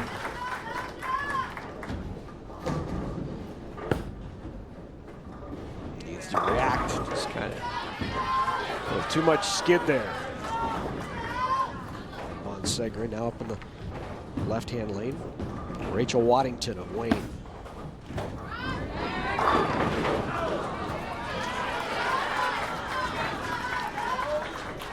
You know, Larry, there was a little bit of a tenuous situation up in Wayne as the bowling center changed hands. The proprietors in the past, the Baker family, sold the bowling center to Rick Barner, a good friend of mine from the Omaha metro area. Rick, originally from Wayne, has lived in the Papillion area for a number of years. Rick goes around and has a very successful bowling alley sanding business. There's not a whole lot of bowling centers left with wood lanes. There still is in Nebraska. But as most bowling centers have aged, your lanes, and once you sand them, become a little bit thin, so you end up with synthetic lanes like you're bowling here in here at Sun Valley Lanes in Lincoln. But Rick took the center over, made sure the bowling teams were stable. Mike Varley's back as the coach, and had great success up in Wayne. Well, here's a look at the situation. It looks like Wayne has wrapped this one up. Best Wisner Pilger can get is 171. Wayne already has 181 tonight, so they will sub in, and it will be Sam Long, the senior, 3.95 GPA, daughter of Mark and Carrie. Involved in cheerleading, band, one-act play, National Honor Society, Spanish Club, FBLA, and bowling. So 190. It's a great Baker game for a four-player team. Most of the time, that's going to be good enough to win. And it is here. So back-to-back strikes in the 10th. 170 is what they end with, but they lose it by 20. So Wisner Pilger with its back against the wall as the Blue Devils have come out and taken games 1 and 2. The defending state champs looking to make it 2 in a row. There's Mike Varley in the background, the head coach of the Wayne Blue Devils. Well, hidden briefly, and there's Wayne. Or Mike, I'm sorry, Mike Varley from Wayne. From Wayne. Yep. Could be his middle name, though. It might be. Kicked around, leaves the 5.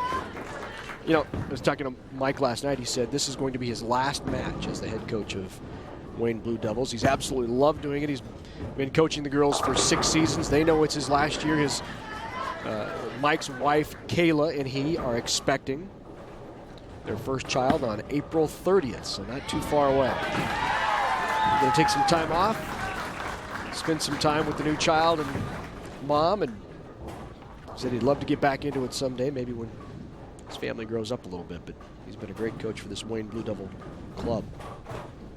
The former proprietor, the one who convinced him to do it about 6 years ago. He wasn't sure what he was getting into, but has absolutely loved his time as the head coach of the Wayne Blue Devils.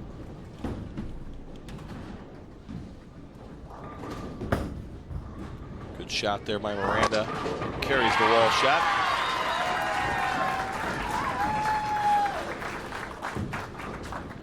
See if Wisner can answer with a strike, Larry, to keep it tied. Ferguson crosses over, gets the mixer.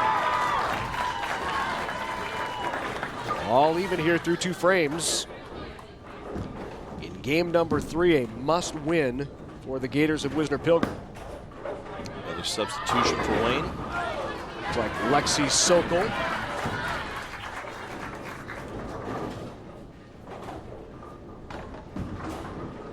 Here's Cassidy Keilbach. Keilbach comes in just a little bit high. Leaves that 2-7.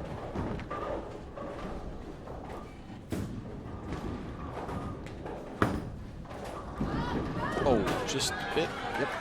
Just a bit too far to the right off her hand. Most times you want to go cross lane with those. She chose to go down the edge of the lane. You get a little more room for error if you go cross lane.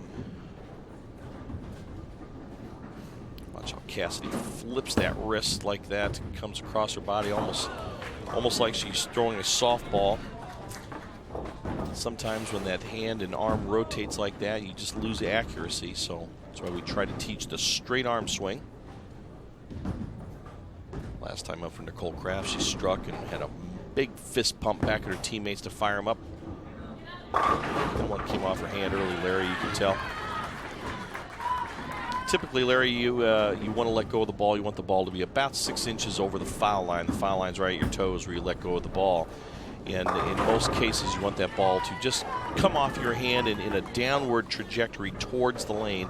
6 to 12 inches, we'll say, across the foul line. And a lot of times when we mention on TV that they let go of the ball early or dropped the ball, that ball means that it came off the hand a little early and was set short, not quite far enough over the foul line. And that's happened a couple times now to Miranda. So just need to work a little bit on the timing. Could be a perspiration issue. It's pretty comfortable in here today. Not too warm, not too cold. We've sat through some blizzards here before where we have froze and everybody else is froze. And we've sat through some times in here where we've been sweating our you-know-whats off. So it's a pretty normal temperate day here, so it should not be an issue. Big shot by Rachel Waddington after Tiana Bescaravani picked up the difficult spare. Wisner down by 11 needs some spark to stay in this or could be threatened to be swept here.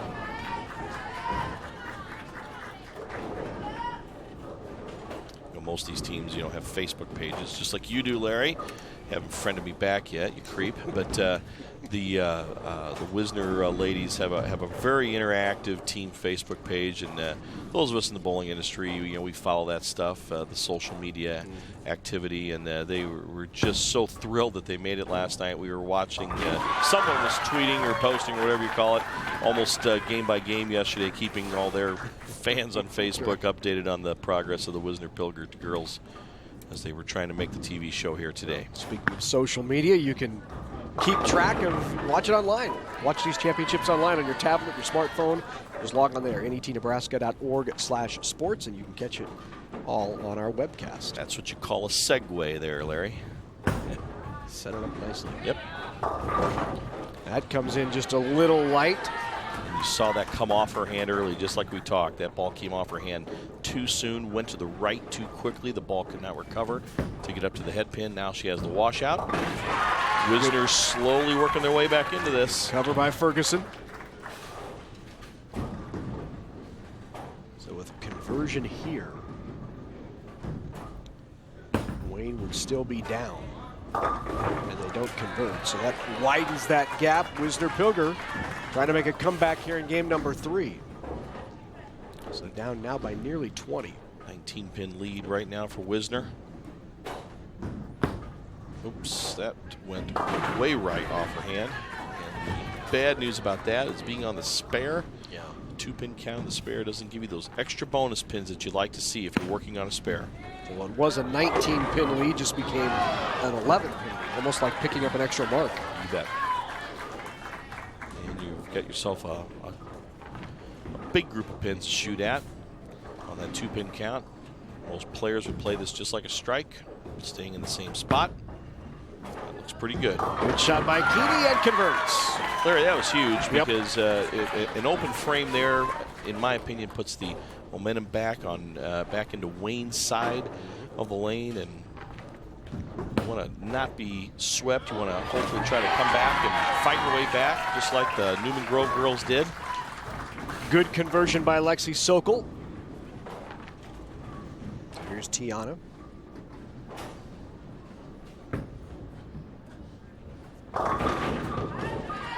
Comes in just a little light. Just a nice game there with Tiana. She is throwing a polyester ball, so you're not going to get a whole lot of hook out of it. But just a nice and straight, good rotation. Just got a little fast there in her approach. Couldn't get the ball to the pocket. Now Nicole Kraft, the freshman. Right toward the pocket. Great shot by Kraft. But in a big moment, too. Late in the game, 8th frame, down by 8. Makes this spare very important now for Wisner. An open frame here will edge Wayne back into the lead ever so slightly. 2-4-5. You can see the deep breath that Tiana was taking, blowing it out right before she took off. That was a great spare, Larry. That was a great spare. Keeps Wisner Pilger in the lead. Here's Waddington trying to cross over. Kicks out the 7-pin, stays out of trouble. Almost who's going to flinch first? Morgan von Segren. That looks good. Oh, just right darts a little high. Well, that could open it up. Well, now what needs to happen here on the spare for Wisner Pilger on lane 27? What needs to happen is she needs to get all 3 of those pins on that side. Morgan needs to not try to worry about picking that split up. Get the 3 pins, take the count going into the 10th frame. It's going to be just about dead even. Yep. Wayne's going to have a slight lead going into the 10th frame. Big spare by Waddington just there, and the 3 important as well. So that will give a slight lead based on the count here on this next ball by Miranda Dinklau. They're up about 6 or 7 pins, Larry, right now, based on count. Yep. Strike here will really put the pressure on Wisner. That's a good shot, Larry. That's 10. That's 1 step closer to a state championship.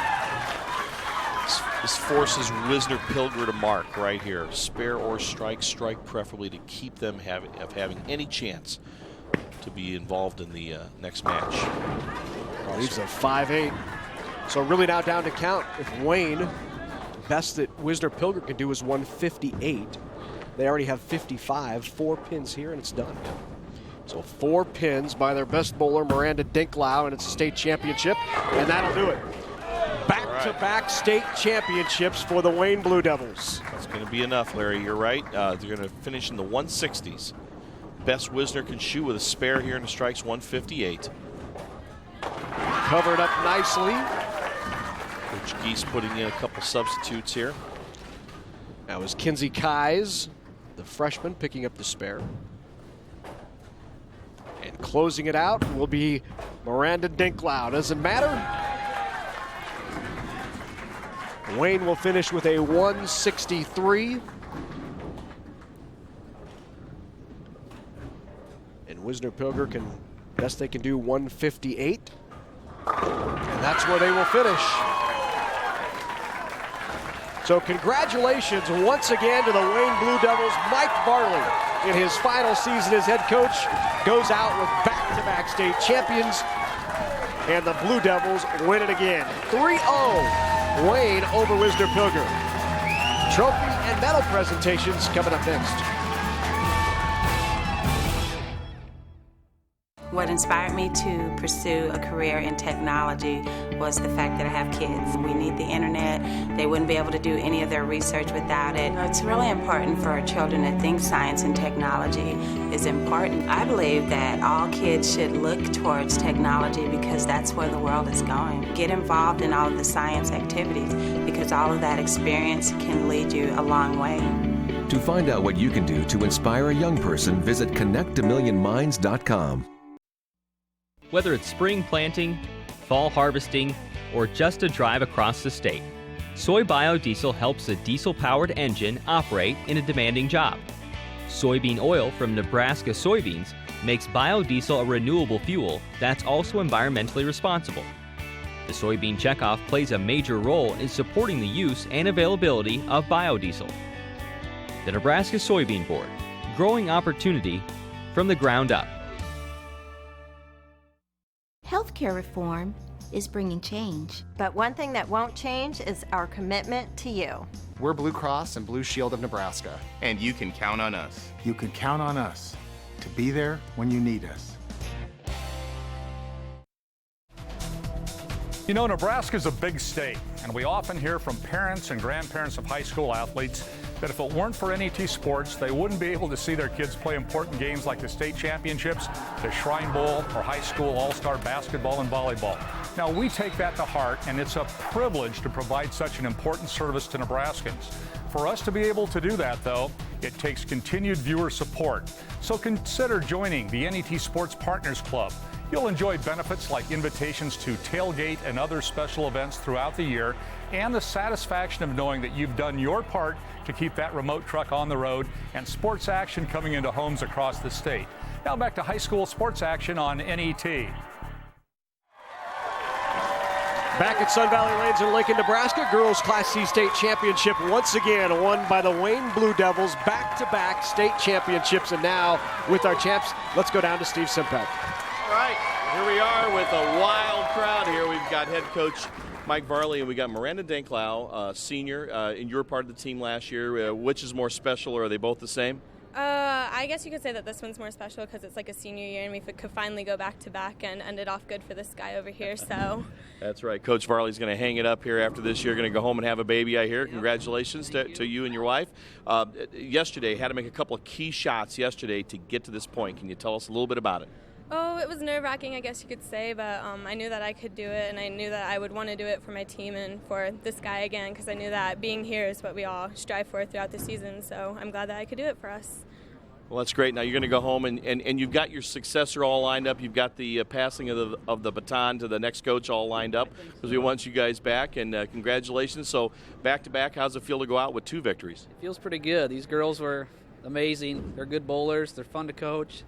They make me crazy sometimes, but that's just part of the job, I guess. Well, as you have more kids, it's just going to keep getting better and better. You're going to learn that. Well, congratulations to the Wayne Blue Devils, back-to-back state champions, Larry. All right, thanks very much, Steve. Great crowd on hand here as Wayne excited to win it back-to-back years. And as you heard Mike Varley hanging it up with back-to-back state titles. Now for the pin and trophy presentations. Let's go down to our public address announcer. Here's Greg Porchy. Ladies and gentlemen, how about one more round of applause for our 2 finalists?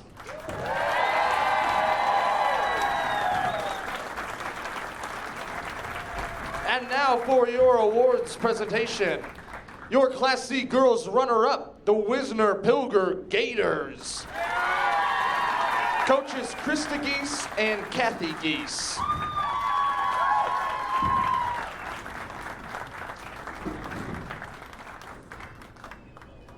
Haley Keeney.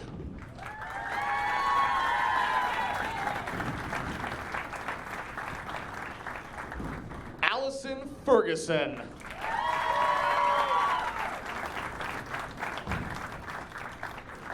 Morgan Von Sagren.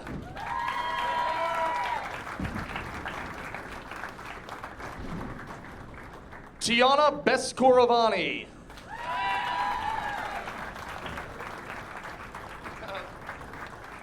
Cassidy Keilbach.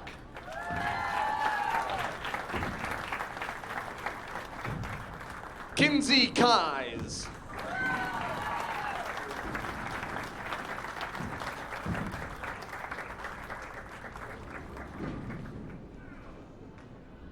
And ladies, here's your runner-up trophy. Congratulations to the Wisner Pilger Gators, your Class C girls runner-up.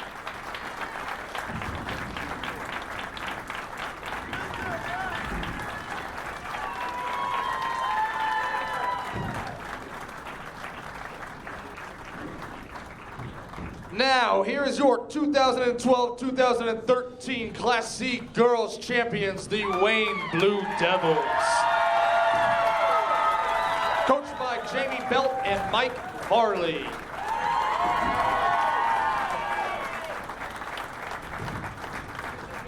Rachel Waddington.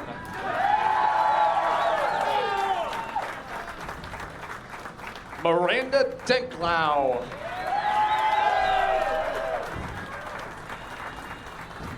Megan Ashoff.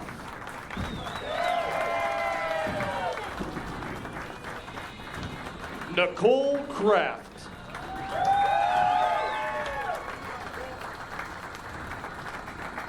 Bailey Kuderna.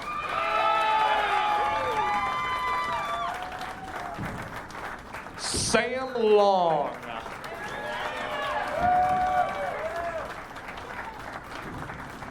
Lexi Sokol.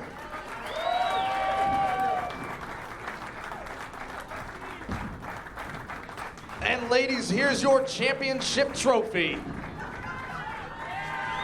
Congratulations to the 2012-2013 Class C Girls Champions.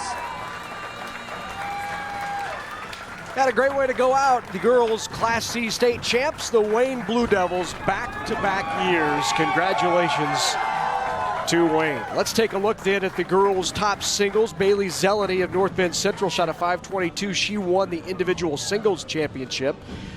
Myla Gray, Beth Reed, both of Norfolk Catholic, and then you have 3 consecutive Blue Devils led by Miranda Dinklau, Waddington Kraft, just a freshman, and the rest of the top 10 in these singles. That's a look at the girls Class C. When we come back, girls Class B finals coming your way. Hastings looking for another title. They're going to take on Waverly here for the 2nd consecutive year. We'll be right back. Behind the Outlet, Nebraska Public Power District is passionate about preserving and restoring Nebraska's resources. Whether rescuing fish during canal repair work, protecting avian species on the Platte River, or complying with all environmental standards at our power generating facilities, we actively balance our environmental responsibilities with meeting Nebraska's ever-changing energy needs. Nebraska Public Power District, always there when you need us.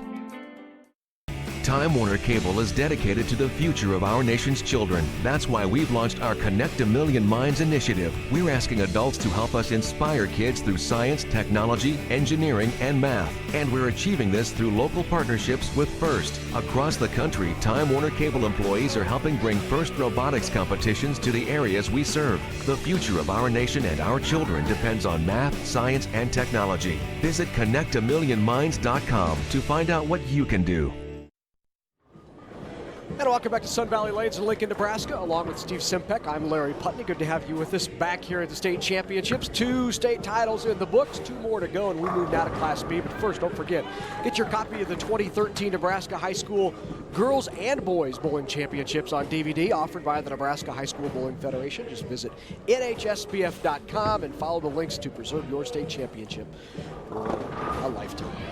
Well, let's take a look at the Tigers. We'll start with the Hastings Tigers. Their lineup, they are led by head coach Chuck Kidd, Cheyenne Fielder, Ashley Hawk, Ashley Mulligan, Kayleen Norby, Michaela Novak, and then additional 2 seniors, Hartman and Jones. That's a look at the Tigers, looking for their 2nd title in 3 years. Their competitor tonight, the Waverly Vikings. Vikings back-to-back trips here into this championship match. They're led by Craig Johnson. Lizzie Donovan is a senior leader. Brooke Oxter, Megan Salem, Peyton Johnson, Whitney Larritson, Olivia Woolburn, and Tristan Menser is a junior. That's a look at the 2 teams. It'll be Hastings and Waverly going after the Class B state championship. It's all coming up next on NET Sports.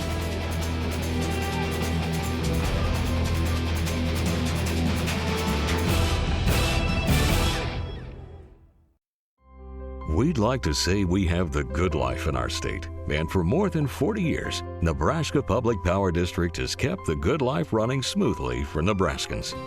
We are driven to go above and beyond with a spirit to provide reliable, affordable electricity with outstanding customer service each and every day. Because in the end, we want to make the good life better for all. Nebraska Public Power District, always there when you need us. School's almost over. What's next? I mean, what are my choices? I want to find something I love, so I can make a life for myself. And then I can give back.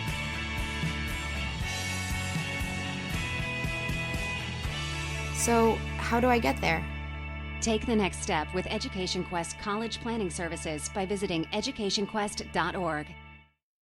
You know, many years ago when I was about 8 years old, I got the opportunity to watch a box turtle behind my house lay her eggs. And watching that turtle go through all that effort, it just piqued my curiosity, and I wanted to learn more and read more. My entire job is science. I want children to get connected with science and utilize the technology and the engineering abilities, because each one of us has the ability to change the world. To find out what you can do to inspire a young person, visit connectamillionminds.com.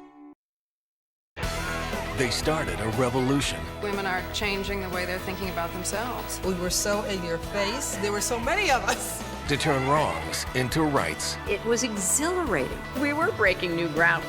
Makers. Coming soon to NET1.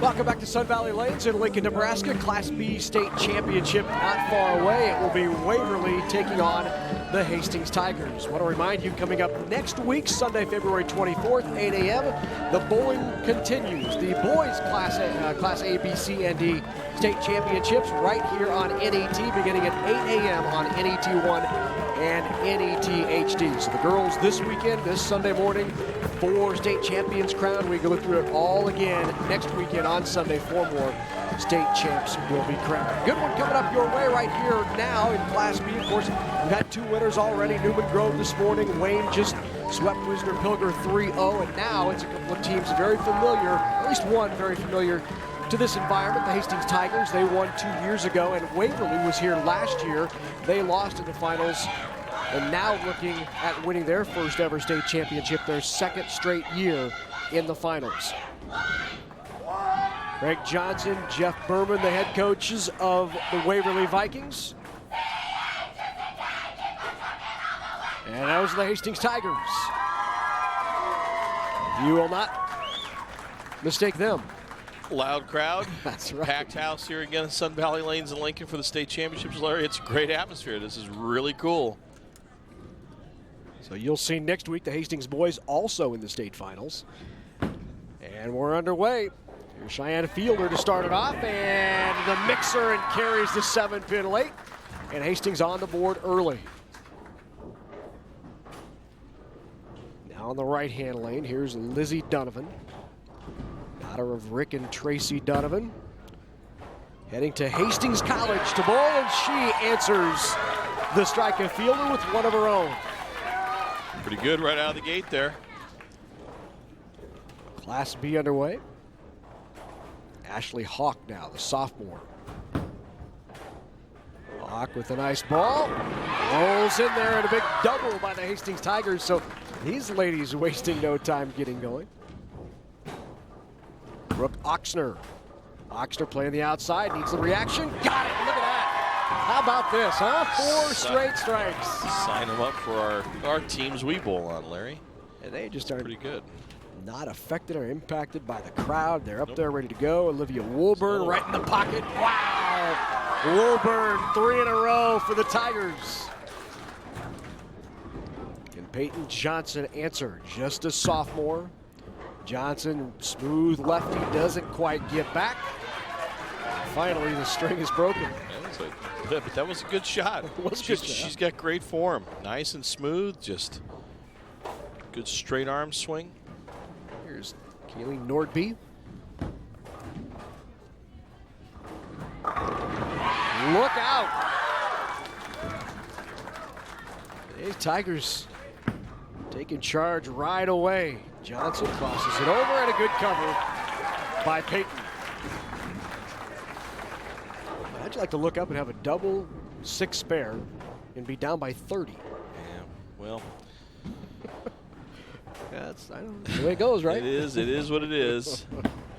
Straight up the second arrow. Oh, wrapped it around the 10-pin by Michaela Novak.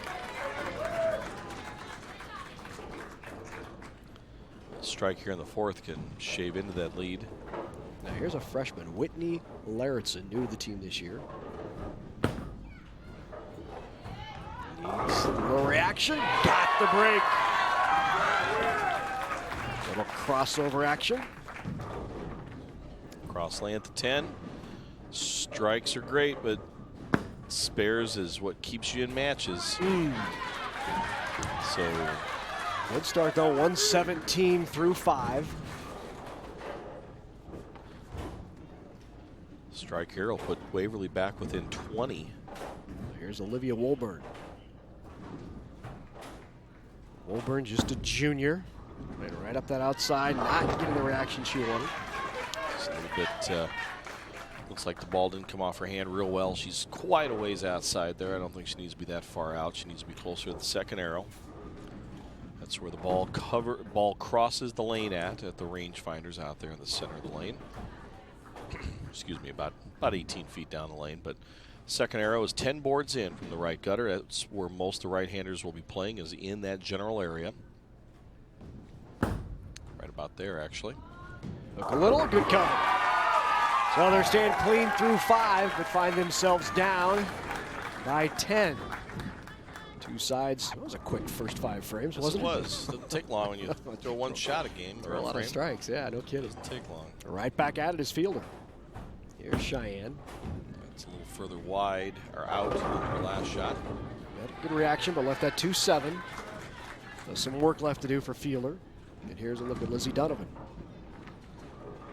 She's going to be straighter. She's going to be between the second and third arrow right at the pocket. Pulls that one, but carries. Crossed over and got the carry.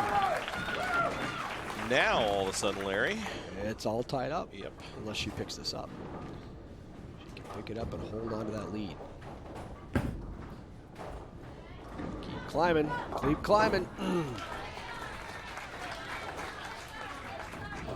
So now on the left lane, here's Brooke Oxner. Oxner, the sophomore. Hung up on her thumb. You could tell when she let go. The ball goes up on the lane instead of out on the lane. We're about to be all even here. Ashley Hawk. That's a nice release. Good straight arm swing. Just pulled it a little low maintenance game. Hawk, the youngest among the starters. She's just a sophomore. But here's Oxner, a sophomore herself. It's a young team for Waverly. 1 senior, 2 sophomores, a freshman, and a junior. Climb the hill. Man, that's a great cover. The 1-5, double wood.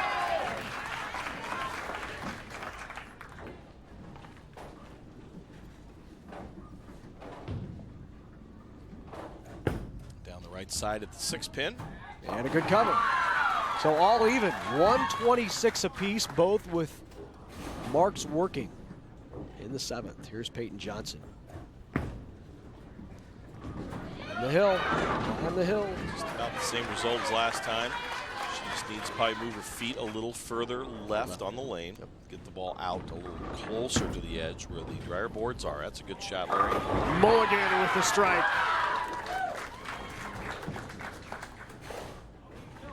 Just a nice straight up the track shot. That's going to have to hold a little bit. It does. Pretty impressed so far, Larry. This is pretty good talent.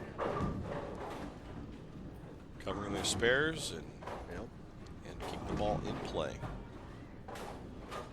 Another straighter player here for Hastings, which will be right around the second arrow. A little wide there, but slow speed will bring it back in the pocket. Big double gives them a 10-point lead. Up by 10 pins.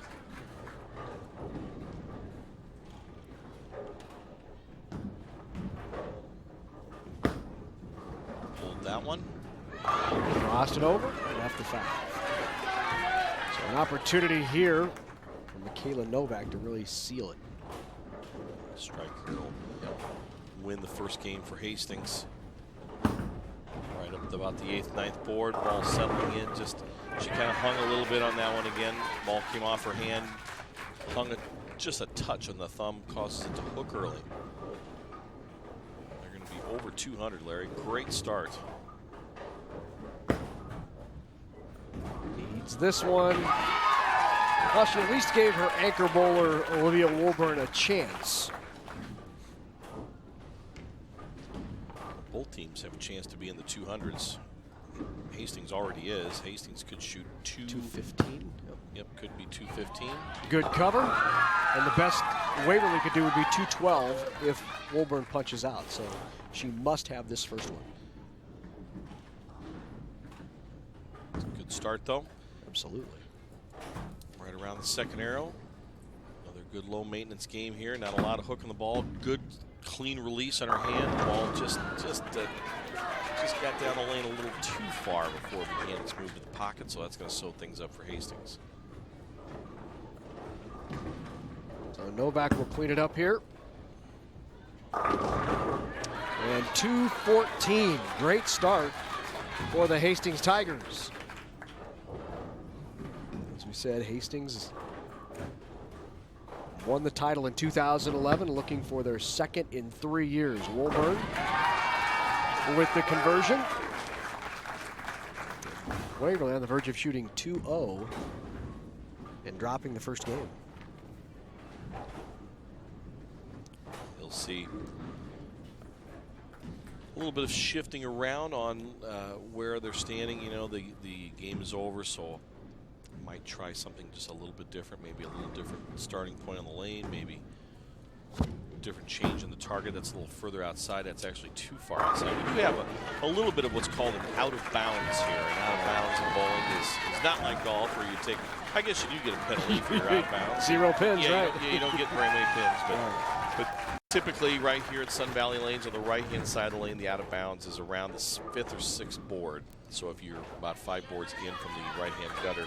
Look at Waverly there, Steve. They were clean. That's I mean, you can't ask for much more than that. Nope. A clean game, 197. That hot start from Hastings is what got them behind, and they couldn't recover from that. But so you need to be around the second arrow on the right side. On the left side, you can get the ball a little further out towards the edge. You can be closer to the first arrow. You get the ball to hook in.